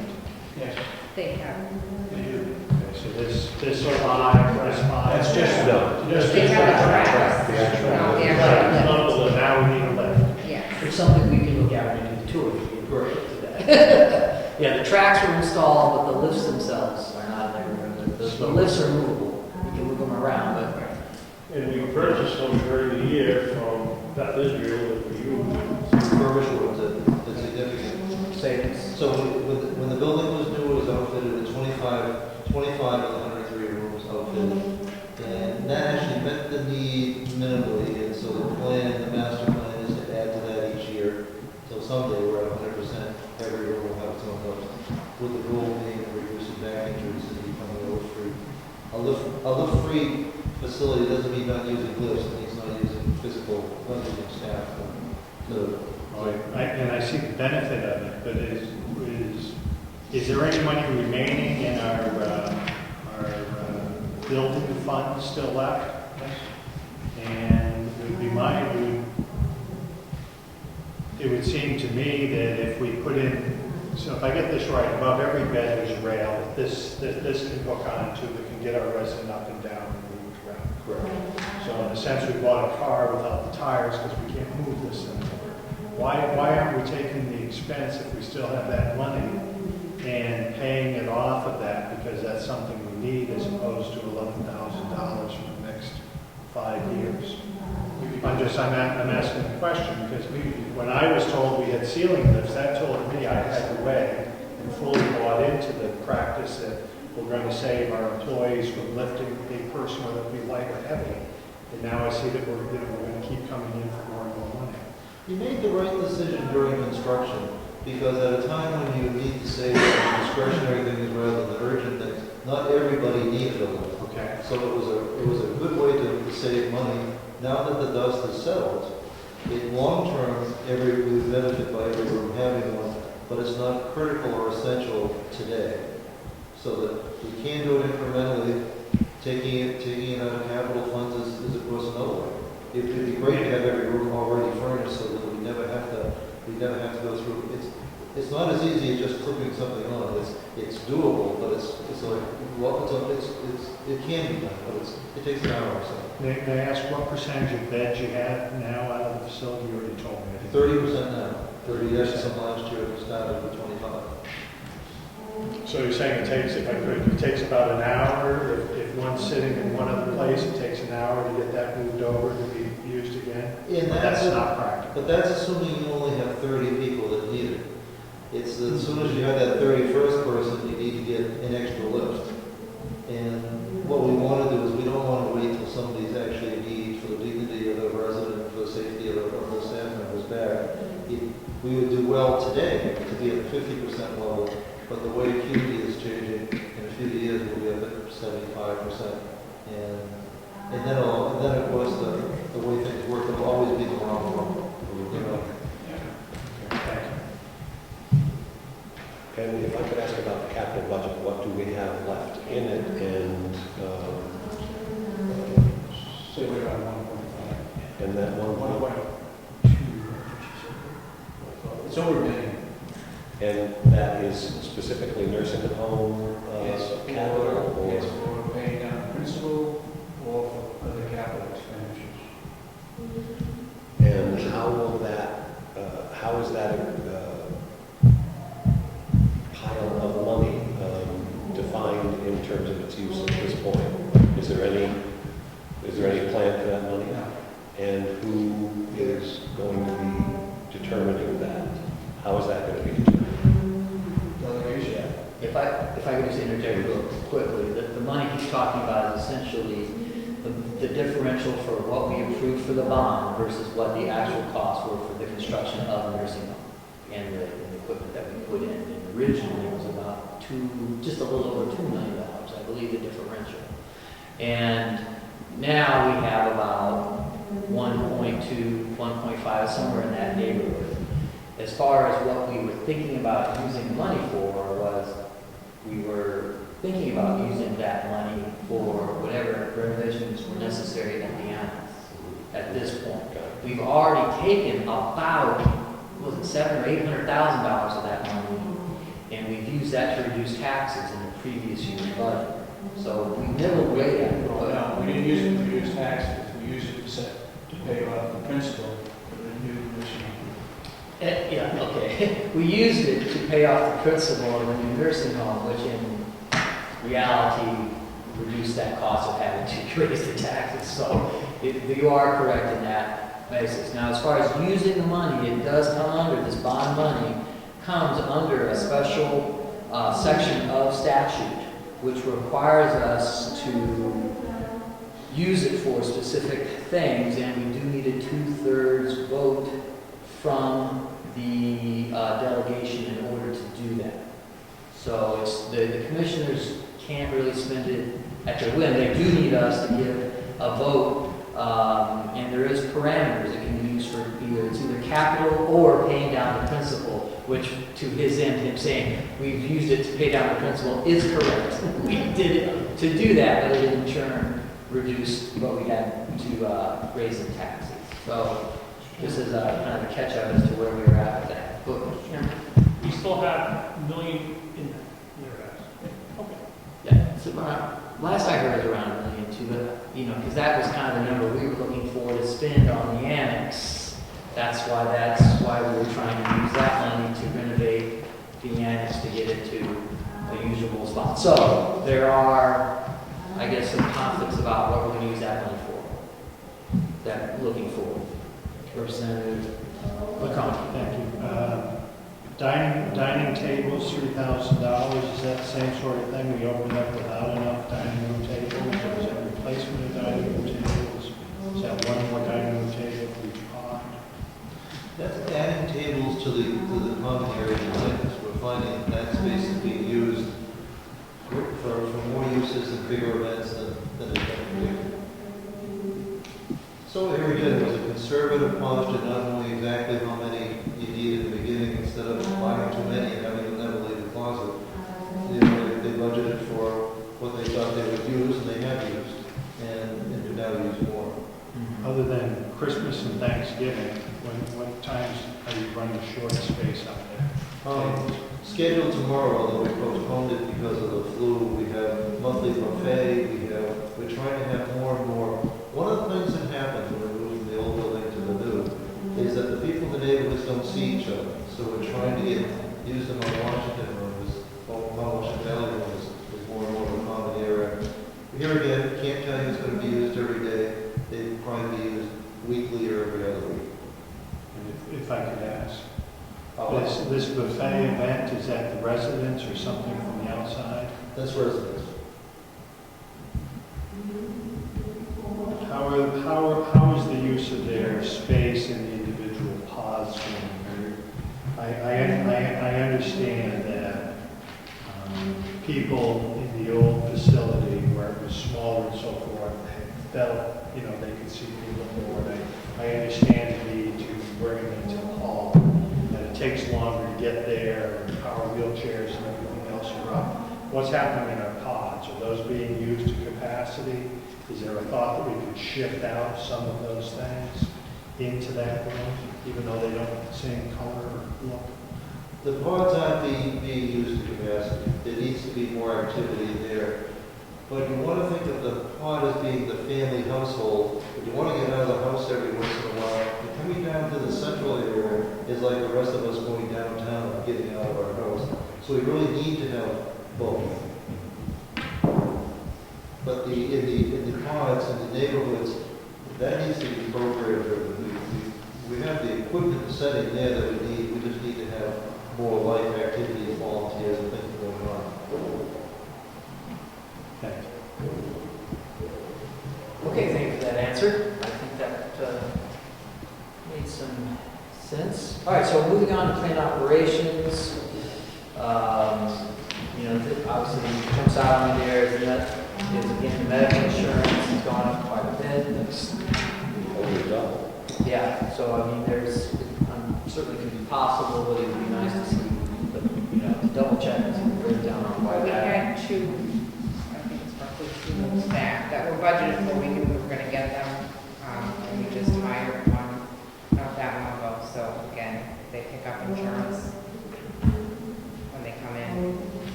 Okay, so does that number I think reflect everybody actual, or in- does that number reflect projection? That's actual, and I believe everybody in plant operations has one planner. There isn't anybody that's not.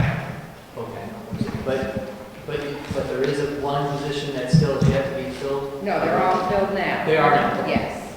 Okay, so when we moved over here, just as a little reminder, when we moved to this facility, about the only thing we did in staffing was add 2 people to plant operations, my recollection. Yes. And so this is a reflection that those 2 people perhaps are, and plus others, may be reflecting that. Right. Rather, jumping. So that 40,000, that's just for 2 employees?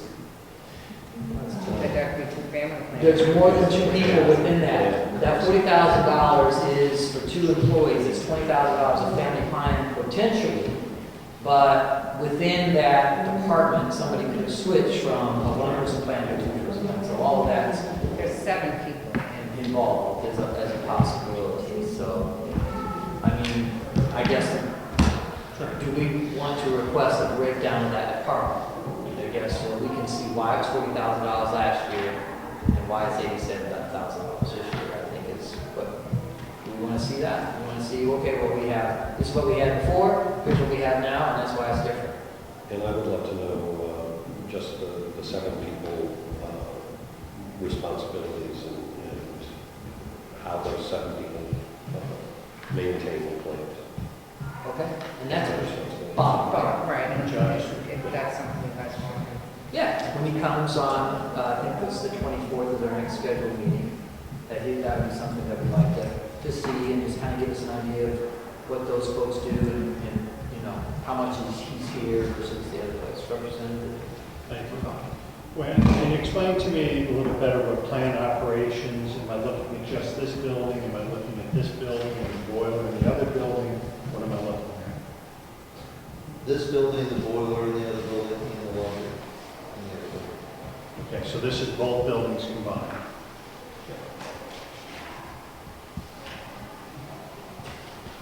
Okay, so we have, I guess some good news is that the electric expense is, has been reduced from the budget, which is great. I think that wasn't a mistake. It doesn't appear to be based on so far what we spent for electric, and the electric bill is probably going to go down in the winter per month. Where do you see that though? I see 133,000. Yeah, the budget's down there, from 186 to 160. And It was that's, 130 in 2012, and projected 160. right, but the budget is up $26,000. Now, you may say that that might need to be reduced more based on 11-month experience generated $132,000, which is about, you know, $13,000 a month. I mean, there may be something to be said that can be reduced more based on that, you know, those figures. We want to deny that. They want another year. Year to date, I have 147. And that, is that 12/31? Yes. Okay. Yes, but there's still more, we still have another couple of weeks that we can post this, so that's what I have right now is 147. Which leads me to, when we come to that next meeting on the 28th, we want to see, hopefully, Hopefully they should be, yes, I'll Yeah. try to make sure with Kathy, but they should I'm sorry, try to get 28th, from week 24th. But yeah, if we could see the most up to date at that time to give us better idea. Can we also discuss, is this the point to talk about the other building? And I read an article about the tie-in from the boiler over to the laundry area. And it's my understanding the money that we'd authorized for that to happen didn't happen. With no money authorized to switch to cover the laundry. The only authorization was the building itself, and this was principally just for, so the tie-in was for heating the building, not the laundry. Laundry's on a separate boiler, it's separate from the water tank. So the building, the old building's being heated by our heat source, the boiler that's heating this and that. We did have a discussion though, did we not have a discussion of extra piping supposed to go in and go over to the laundry area? No. We never had that discussion. I had that discussion. We did, but that, at the time, Mark, was for heating. You and I and everybody else thought it was to hook up the hot water. A lot expensive than the laundry versus the hot water. And it never got hooked up, but you're right, there was a discussion about going over and hooking it up. To the laundry? Yes. So the laundry. Not, I understood the discussion to be the heat the laundry, not the, Yeah. I assumed the heat the laundry meant it was also going to heat the hot water. It didn't. A bit short-sighted, I would think. We're checking to find out what it would cost to hook it up right now with the engineer. And then we'll find out about the stone, why it was left out. I had a discussion this morning with the maintenance person here. And the expense for continuing to keep that building operational, all four wings, About 30,000, I believe it's in the budget. I'm sorry, where's it shown in here? Should be on the It's an annex. NDA. On the annex, which is Back back. a different page, okay. Okay.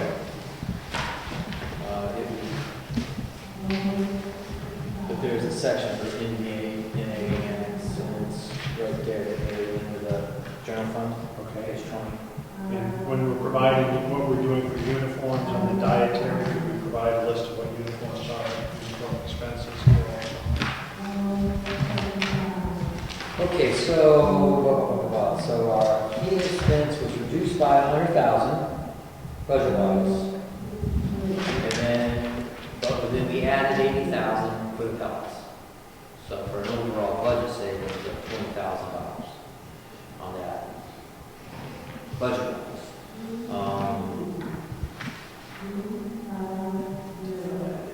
The care of the grounds, the budget for that's been increased by $5,000.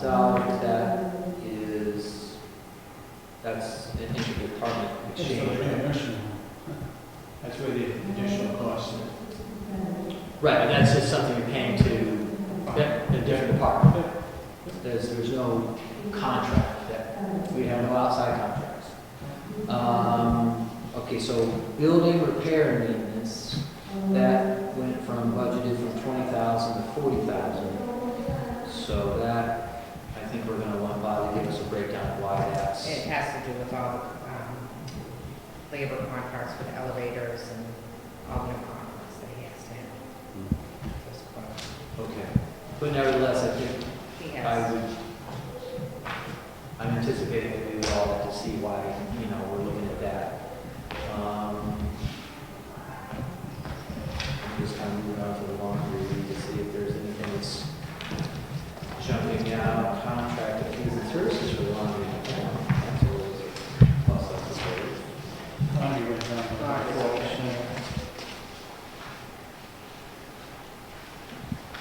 All right, so housekeeping.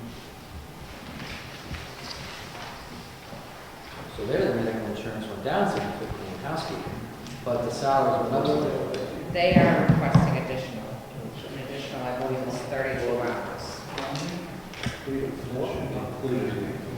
Yes, it is included in. That whole higher. 4.3. May I ask a question? Yes, Representative McConkey.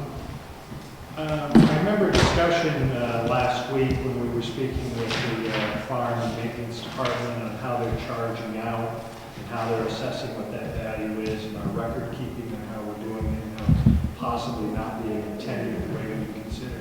Can you tell me can you provide a listing on how we're charging out for those things? Yep. Cutting lawn, are we talking about 15 feet away from the perimeter and the rest is farm related? And then secondly, building repair and maintenance.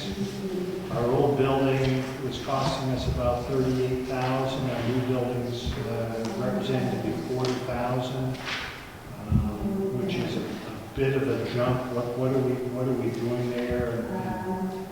I would think that we wouldn't be, is that a number that's just going to keep growing every year as the building gets older? Can you break that out? Yeah, if you jump back, I actually already said that. Yeah. David, He already asked for a breakdown. Okay, all right, then I apologize. It was great, great input. I concur. So we requested Maintenance. What page? You can leave out. Babson.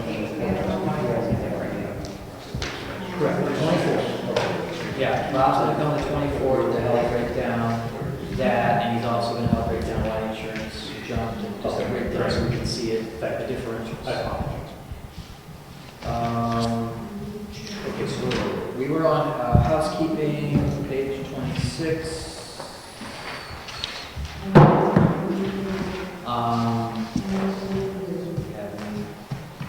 They said the insurance on that one went down,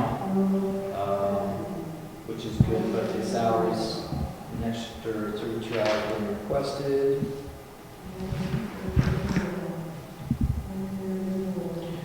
Medical insurance is going down because people can't afford it, do you think? They get paid. I guess I don't want to jump on but I would say, yeah, I don't know. But I think honestly. I'd like to know No. how many housekeeping are out there health insurance? Any idea? Kathy just gives me the actual figures when I'm working on the budget, so I'm not sure how many dropped or. Oh, because of the 20%. They come in for the quarter page 1%. Or add other expenses that they use that money for.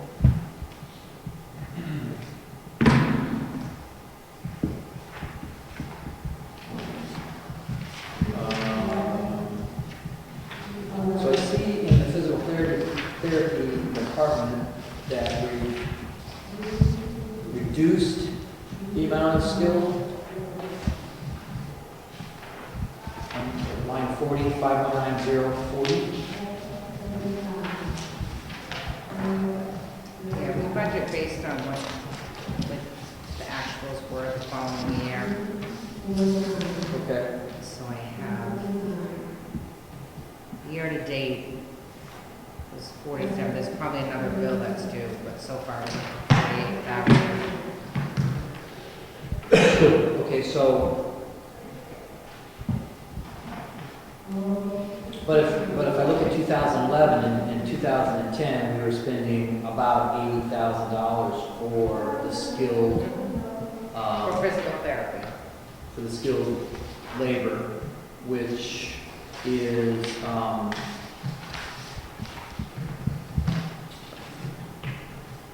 And that's one component of it. That's just physical therapy.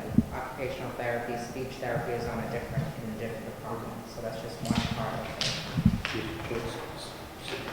so I guess this makes the question, since we build that based on what, you know, does this mean we're going to be doing less skill?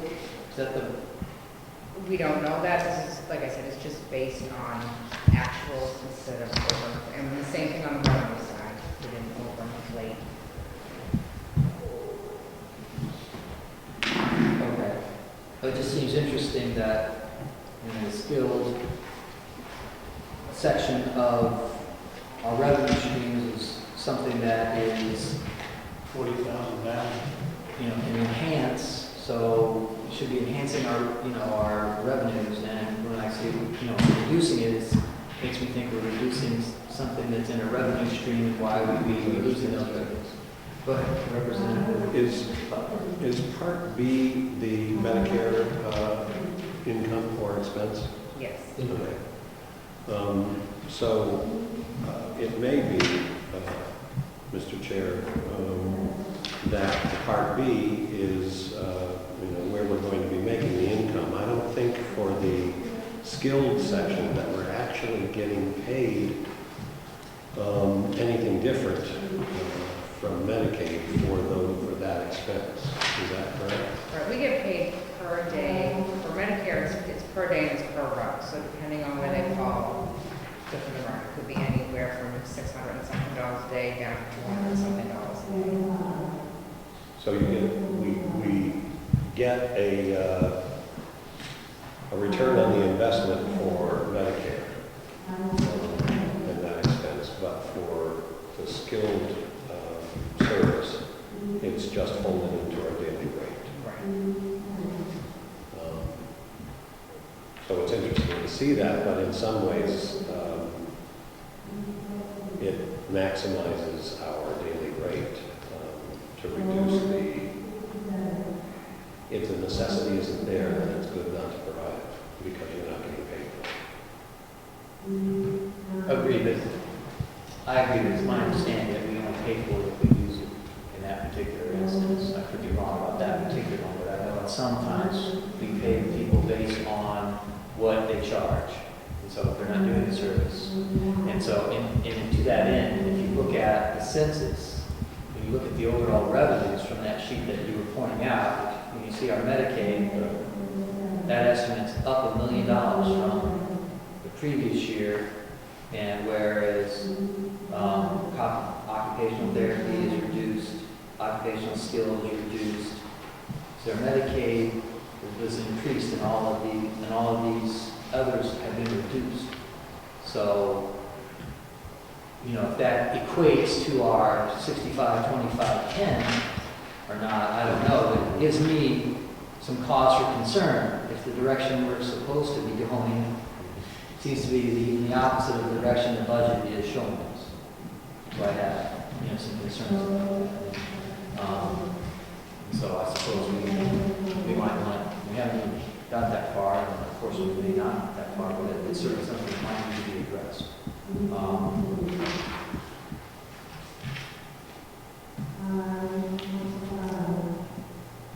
I see recreational therapy.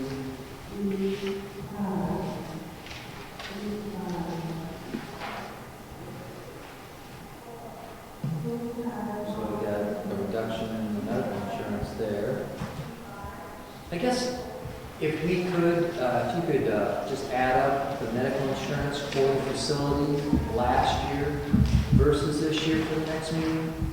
Just go through and circle all the medical insurance lines from all the departments, add them up for last year's budget, and then add them up for this year's budget, just so we can see overall the facility what the changes. Because some have gone up and some have gone down, so. It increased by 94,277. For this facility. Increase in how much? 94,277. It was offset by the decreases. So we're just talking. Thank you. That was fast.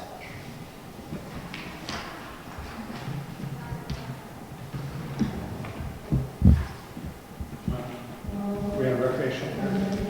Yep, I'm sorry, I actually have been speaking out loud. I was just going through the things that were jumping out at me. Recreational therapy, yes.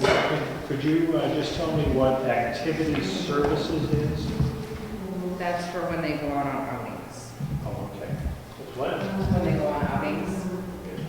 So those would be the fees they pay when they get to those locations, Yes. whatever they're going to do? That's not counting gas or anything. Right, that's under buses. And those are bus expenses below that, and then entertainment's a budget of $5,500. Could you do with more entertainment? I'm not giving you more money, but could you do with more Well, then, entertainment? no.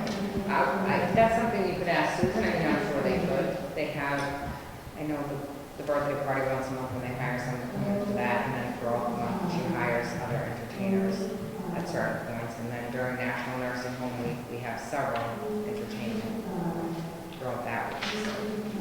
Can't have too much. Right. It's great, That's their it's great favorite. stimulation, much of it's musical, most of it's musical, but not all. Does the increase in salary reflect an increase in hours? Yes, they're asking for another person in the full-time. So they're asking for another, one additional full-time person? Yes. So a 40-hour week, so 2,000 an hour. 2,000 hours of people.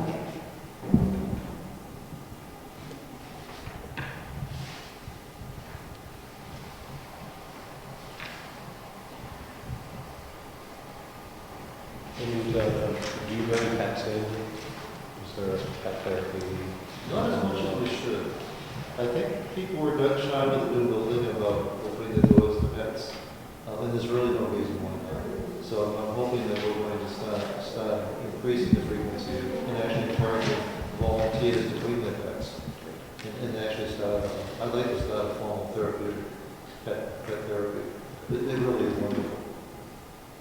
I see they're doing courses now in New York, so you might open that up and have a check. Courses also. Get that At least 3 Yeah. You ready to go? You need to, right? Okay. All right, so we have recreational therapy.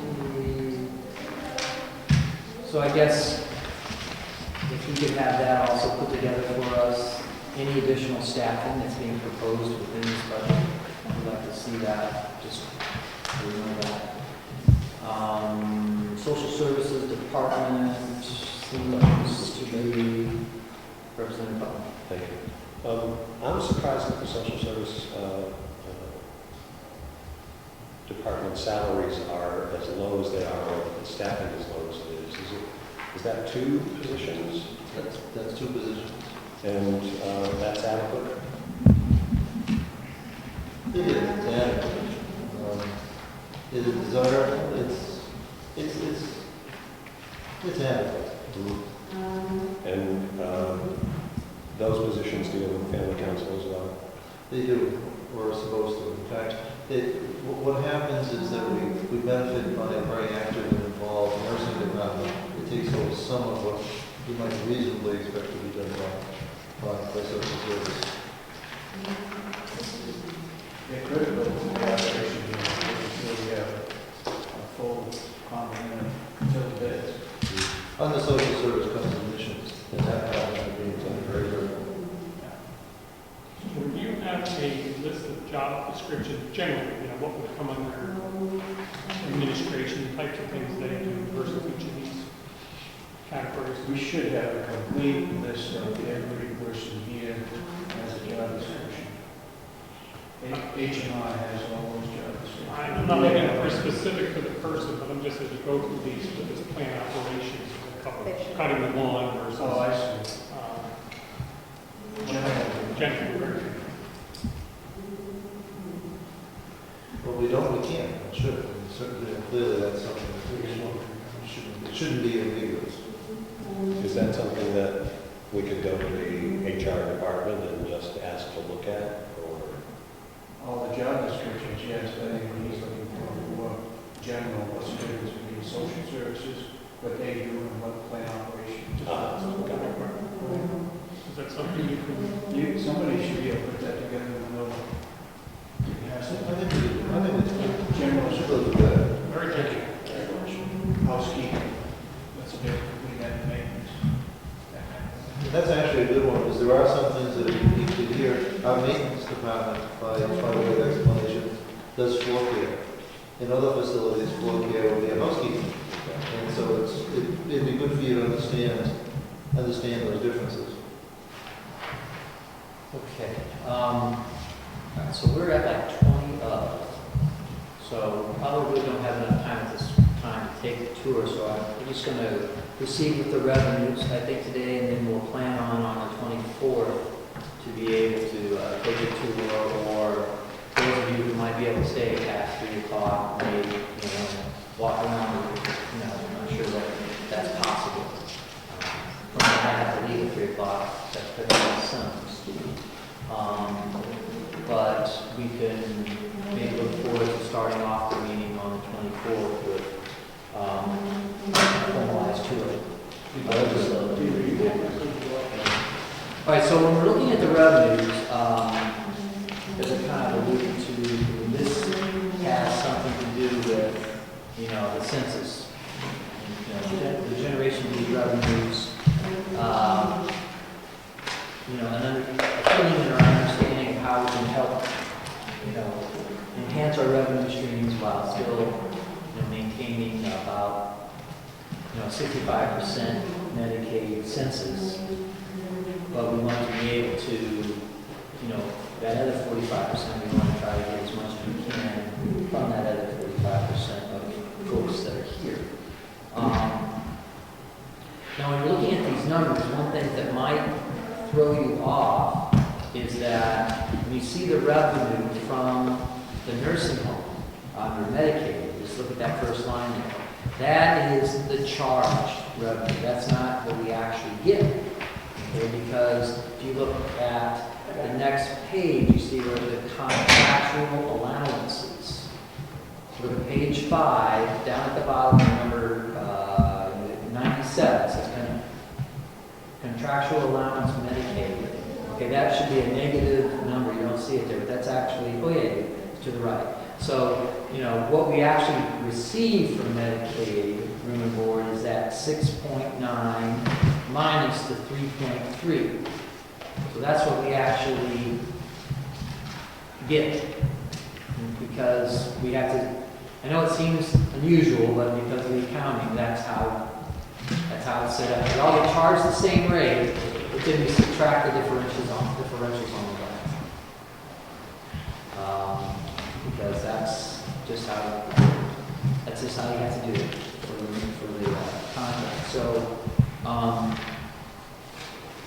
So how, broken down minus contracts, what are we really looking at in numbers? Minus the contractual allowance. What we're actually getting from them? Is that the 10-6 or?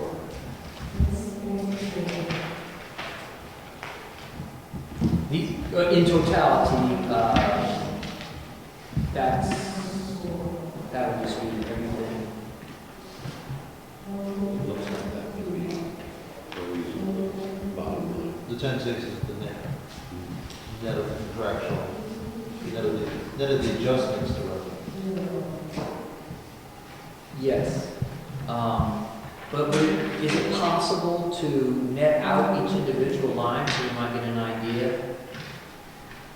Oh, so you Like, to take the 6.975 budgeted income minus the budgeted contractual allowance. Just What, next what, week, what is our expected budgeted actual revenue? Is that possible for something that we could have? Yeah, just make up a worksheet, yeah, that's fine. We could just, so we could just see that, the actual numbers, what we're generating from those lines, that would be easier for us to see, easier for me to see.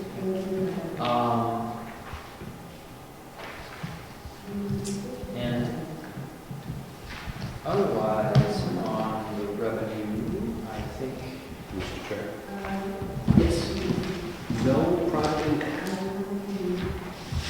Is that the case?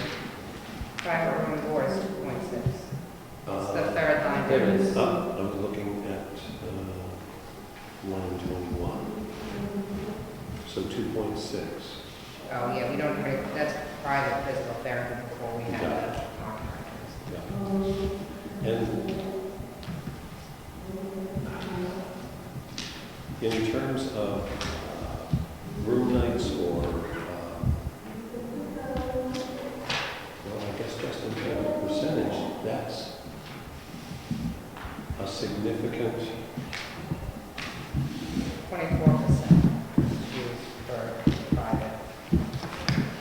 so in terms of your original percentages, you're pretty close. We're virtually there, 25% private.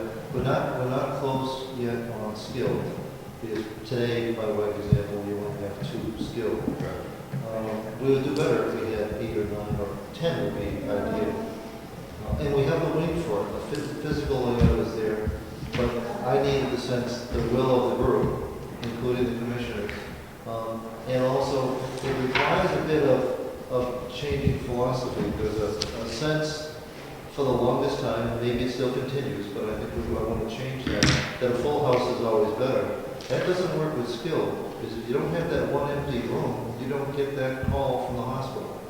So we don't want to have too many, but it can sometimes be a good business practice to have a selectively empty room that's essentially being held for a critical charitable case or, from a business perspective, a hospital discharge. And in the private room board cost is what? We charge. Our charge right now is $275. $290. It was $275. Now it's $290. And comparatively speaking, how is that? Low. It's actually very low in the marketplace. But it was an improvement. We're going with that. I think that there's plenty of cushion. We could be very competitive at $350. Now, knowing that some people will exhaust their funds and then convert to Medicaid, and that's okay. They're going to spend it sometime, but quite frankly, it's in our best interest. If that's what they would spend more elsewhere, why should we have to sell the private market? Why should we give away?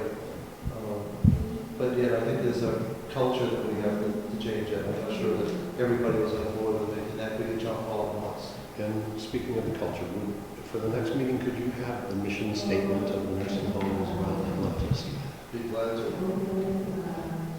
Could I back up the conversation on the skilled side? If we were to keep 3 or 4 beds or that wing, that pod open for that, and we're saying that, if I understand correctly, the private pay could at some point be 315 or 290. It's my understanding that skill in a rehab activity over there, for instance, a woman in town that just had a heart attack, shipped home in Manchester, instead of being right here in her backyard. But my understanding is that room pays far in excess of even $350. Skill would be better. So if, What would that rate be? I mean, it can go as high as 600, I think it's $690 a day. It You varies have in to the take actual units of service the person in that room gets, but that would not be unusual. Then you have to take So into this- account your expense on the other side, your skilled expense. So to Because that we have to end, pay their that's pharmacy where I bill, was we have to concerned. pay for all the about therapies, but we're still making more than. and that, Go ahead. and I would suggest that for our population in Carroll County, we'd be providing those people a great service also and their families, that they're not being sent all the way down south or I know my own family was sent to Vermont from some rehab, so And that's a shame.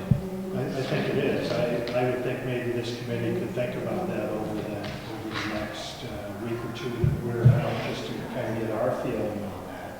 The other piece of it is for me that we're managing the Medicaid population and that they aren't being left out in the cold in order to maximize our skilled income. So that would be something to. Okay, certainly.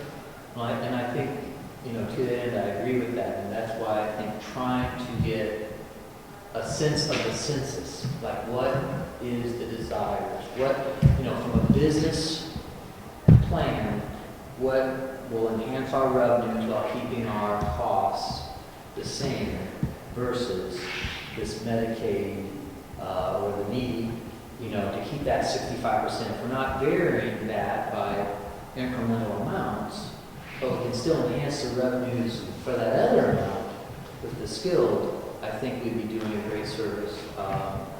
And still stay within the parameters. Now, I remember voting as the delegation on the mission statement for I think actually you were in the delegation at that time as well. We had sat around and we voted on the mission statement of the nursing home. And I'm curious if that's the same thing as what you'll be presenting to us as the nursing home's mission statement, or if that is something that was derived separately, which it may be, but I don't remember. I have direct recollection because I remember. It's going to be a challenge finding over there. Yeah, well, it should be in the minutes. It should be in the minutes of the delegation. We actually voted on it. And interestingly enough, my recollections stated that part of the mission statement wasn't to provide for it. And I even fought for that should be in there, and the answer was no. So I'm curious to see if that's in there. I'd love to see a progressive statement, because talking to other county home administrators, in some counties, they are, I'll call it old school. The original county homes were made to take care of the very, very poor, for which the private sector wasn't interested in, it wasn't serving. And there are still some counties who believe that is their mission, to take care of only the very poor, only Medicaid, and they actually discourage it. I can remember Belknap County not accepting private pay. You had money, you couldn't get it, and this was only 15 years ago. And they were very old school at the time. I think that's short-sighted, because I think you have multiple constituencies, including the taxpayer. And we don't want to get on the wrong side of the taxpayer, because that would be short-sighted to quality of care. So, and one other piece that, is it possible for somebody from the family council to come and just talk to us about their perspective of what's happening in the nursing home and how it's working? Absolutely. And you can certainly invite them. I know Carroll is very willing to talk. He's a new chair, but I don't know as well. I think that would be involved. Functioning also, as you might recall, I know you were very involved with the design of the facility, was that we had one neighborhood that was presumably going to be for skills.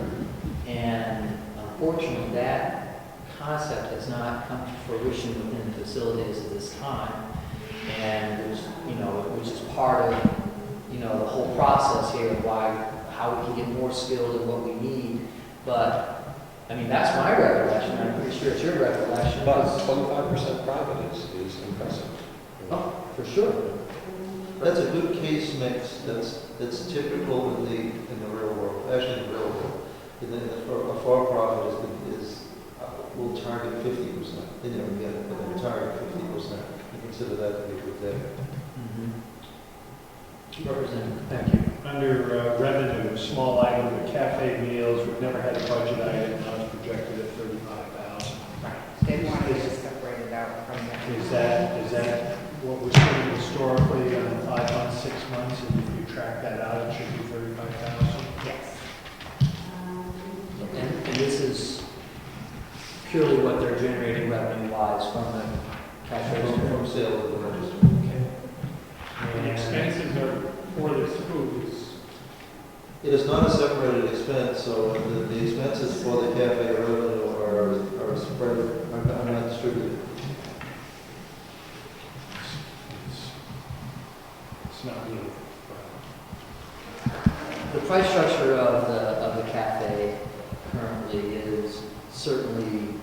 certainly a very cost-effective place Very effective. to grab lunch, okay? So, you know, there's something to be said for that situation. You know, believe it or not, I mean, even though I sort of of a restaurant, you know, I think there's something to be said for providing affordable lunch program for the staff, you know, on the campus. You know, they shouldn't be, it's certainly, they shouldn't be getting it for free. They should, you know, but on the other hand, making it affordable is fairly reasonable. But, you know, there may be some tweaking that needs to be done. I mean, when we go to the State House, probably for example, you know, the prices that we see at that cafeteria are fairly high. But, you know, I worked at Milton Hospital, and when I went to that cafeteria, it was, you know, very, very reasonable because obviously most of the people eating there are the employees. It's another benefit. So, Well, for the record, so that you know, the union contract provides for one paid meal per shift. No, it's not the same food, it's not on the menu, it's what Rob chooses to prepare. So it's a much more manageable situation than it was apparently years ago, when it was the same thing that residents had with a lot of choice. So it's very controlled, but there is a meal provided. well, there's also something to be said for the people who are working within the facility versus the other campus employees, you know, and the jail. You know, the people working in the jail, you know, we really don't want them going in and out of the jail. I mean, it's, those sort of things are another story. I mean, we work in the restaurant industry. I provide a meal for my employees. We're a kitchen, we're a restaurant. If not providing that is one, you know, it doesn't. You mean to stop people from eating? Not, yeah, exactly. It's just keeping them, out of jail in some senses, but, you know, for the kitchen. But for the floor personnel, they pay half price. You know, the kitchen gets the meal, but the floor personnel pays half price. That's not the company policy at my facility. So when you think of, you know, the employees coming to that cafeteria paying something that doesn't seem to be necessarily market price, you know, I don't have a major problem with that. But once again, it's a blend. What's subsidized worth, you know, subsidized break even versus, you know, we're buying. And one final question from me, and then I promise to shut up. Is the bottom line on the expenditures, That's what I want. that last page, in terms of the budget? No, Okay, it's so what is- 12. So yeah, that's a good point. Thanks for bringing that up. So 12,196,162. That is the budgeted expenses. So then on page 5, the revenues at 10,624,000 is the budgeted revenues. So we get out our calculators. From a budget standpoint, you have 12,196,162. 1.571. Almost 1.6. They have 1,571,349. That's the budgeted deficit.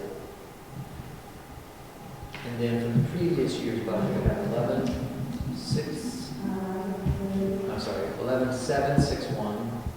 11,761,302 minus the 99,27312. There's 1.83.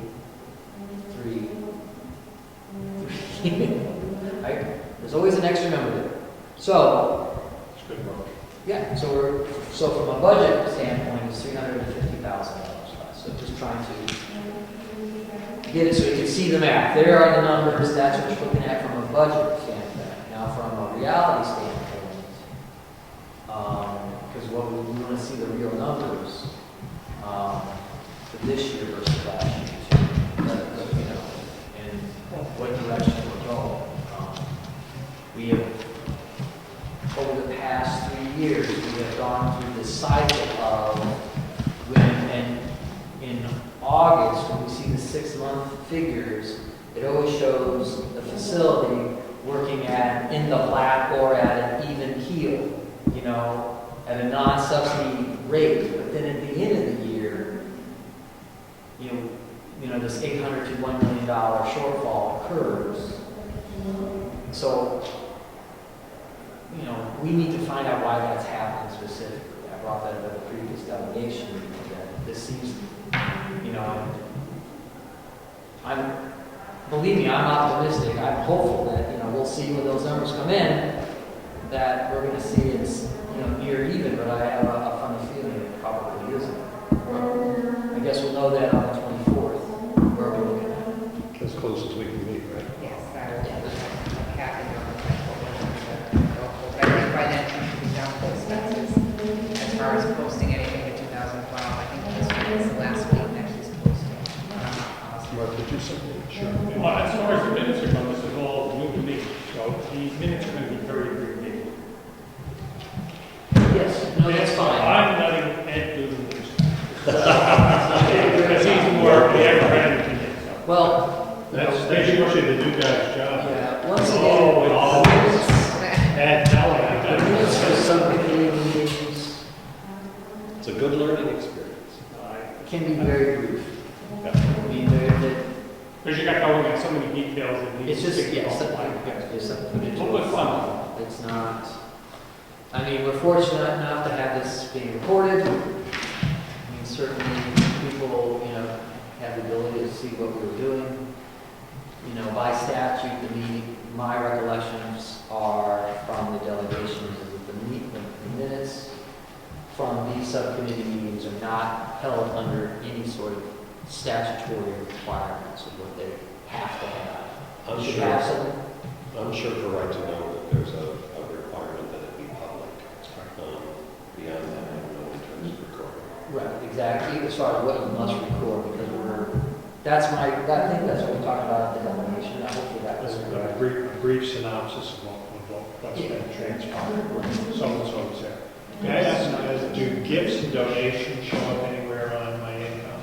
And can you tell me where gifts and donations, for instance, the Friends of Mountain View Nursing Home, whatever that organization? They have their own, They're separately incorporated. And they are actually independent from the county, although there are other trust funds that benefit from you, they're held by the county administrative office, but not by the nursing home. Could you tell me what the efforts of those groups have brought in to date? Well, there are two funds that I'm aware of. There is one, I keep wanting to think of it as an oil guy. The Doobie Trust, Ralph Doobie Trust. I don't think that was earmarked for a specific purpose. And there is another fund, is it a bean fund? they just have one. Just the one? They have one fund next door at the county business office that we've used any money out of it in the last couple of years. That was left to the nursing home. Then Friends of Family has their own. I have no idea anything about that. We have a gift fund here that families, if a resident passes away, donates to and use it to activities. So if this resident needs something or at Christmas time, we purchase gifts for the home business home. So those ones can be used. Who oversees the first two? Friends of Mountain View has their own. I'm not sure who the president of that group is now. I'm not sure either. Yeah, I'm not sure. I mean, it's like them purchasing a lift, possibility. My point exactly, Representative Nelson. This grill is referred to as having to pronounce it. Panini grill. I don't see a $900 panini grill being something that the residents have been dying to have. It's Not part the of the residents. cafe. The cafe. For the cafe, though, it's a big seller. We're using a Homestead one now. And I would suggest, that you want a $900 grill personally as a business, and I'd love to have one in my store, but I don't. I don't have a hot dog maker. I would think some of these wish list items are things that are It's a necessity. There's a necessity that should be put out there on a list of things. So that, dining room tables, things like that, friends of Longview, whatever it is. I would think if you were to publish a list of some of those things, those might be wise, easily attainable things. And if you're eating sandwiches or an item, then I would suggest also, as I would, or as you would as a business owner, would have to price my product accordingly if I brought in that. We don't price accordingly. So, as a solution. That's a good point, and I think there is, certainly there seems to be a disconnect from what the Friends Group and other donation groups are doing and what might be obtainable. You know, from the outside looking in, you know, a buy a brick, name a bench, that, you know, this kind of normal kind of memoriams that are given for people who donate. I mean, it's a new facility, but that seems to be something that, you know, it seems to be lacking. But, you know, those might be things that you see because they've had a chance to improve over time, you know, but, you know, there certainly is. They're more likely to be interested in buying things. We have two, one that's been outfitted and one that hasn't, rooms that are called snoozle rooms. And they're really, it's a, I'm not, Lord only knows where that name comes from. It's a European term for a room that when someone's agitated, instead of just removing stimulation, it's providing a substitute stimulation. It's very therapeutic, and it has a number of different lights, colors, textures, sounds. And they've outfitted one, I think they're tremendously expensive. I think they're $5,000. And I think they're looking to do that kind of project rather than the more utilitarian. At the same time, we have the resident council actively involved in raising money along with a staff member for a flagpole to be placed out front at no cost to the county. And so the goal for that is to have that installed and ready. We've got commissioner approval with there being no cost involved. We're hoping for a flag day, June 14th, to be able to have a new flagpole out front at no cost. That sounds fantastic, and I think that, you know, to Representative McConkey's comments was that it would be nice for us to kind of see what has happened from those ends of things and how we might be able to include the community in, you know, in the private versus public camaraderie. And from my understanding of what you said at the beginning of the meeting, Representative McConkey, we don't have to have all our ducks in a row for the 28th meeting. That we just need to give an update of where we're at and where we're going, and then we'll still have some time to worry the details even after the 28th. I'm sorry. I'm sorry that I thought I said. Yeah, because people. My understanding from Representative Umberger was that she was hoping that we as subcommittees will wrap up our work and show up at the table with a recommendation. She understands that there's some departments that won't get there, but she's hoping that we'll be able to go through the process, ask the questions, so that when we get there on the 28th, we don't have to invite everyone into the nursing home to come give us an orientation, talk about the program. And we will have reviewed it and come up with these recommendations. And then if the rest of the delegation has questions, those questions will be asked. But it's her hope of the subcommittee, is my understanding, as a chairman of one of those, was that our subcommittee will meet as many times as we need to ahead of the 28th meeting so that we can have a plan of action. Yeah, that's the question. I think we need to have Well, more that's than one her meeting before direction. the 28th. There's a 28th meeting with us. Meeting the 24th, we also had in the afternoon. It was, to bring you up to speed about what I found on, was that my brief discussion with Representative Umberger was the 28th meeting was an update. And then after that, she would schedule reports for each of us to report, like a reporting day. And that on the 28th, we would also be hopefully maybe hearing from the veterans home and its people. But my conversation with her was brief last Wednesday after the session. Did you receive an email from her in the last couple, 3 days? That's where I pulled my information. Okay. I agree that our task here is complicated, and there's a lot of numbers, and we won't get there. But I know on some of the other subcommittees, I feel confident we're going to be to that point. And Representative Umberger's point was, we take the time and talents of all of our administrators, we pull them here. We shouldn't bring them back into the regular role so that everyone can ask the same questions. So, but I fully understand with everything that's here and the size of the budget, that it makes it hard. Okay. Yeah, I'll check and see if I have that Sounds email, good. because I haven't seen that email. Mine was, like I said, a brief conversation after session, so that was the impression I got. And maybe between then and that email, it may have changed your game plan. It was informing me via that email that I unfortunately. Maybe she can flip flop. Me here, the day earlier, she. Well, unfortunately, the delegation, well, I don't know, that's probably already noticed that delegation meeting. That's but- I have actually. Yeah, so that may not be possible, but It's that Not a level of bad efficiency we haven't been used to up to this point. all right, well, thank you everyone for coming. I'm sure if any of you want to walk around, you're welcome to. And I have to scoot because I go pick up my son, who's going to be waiting there, tapping his foot rather than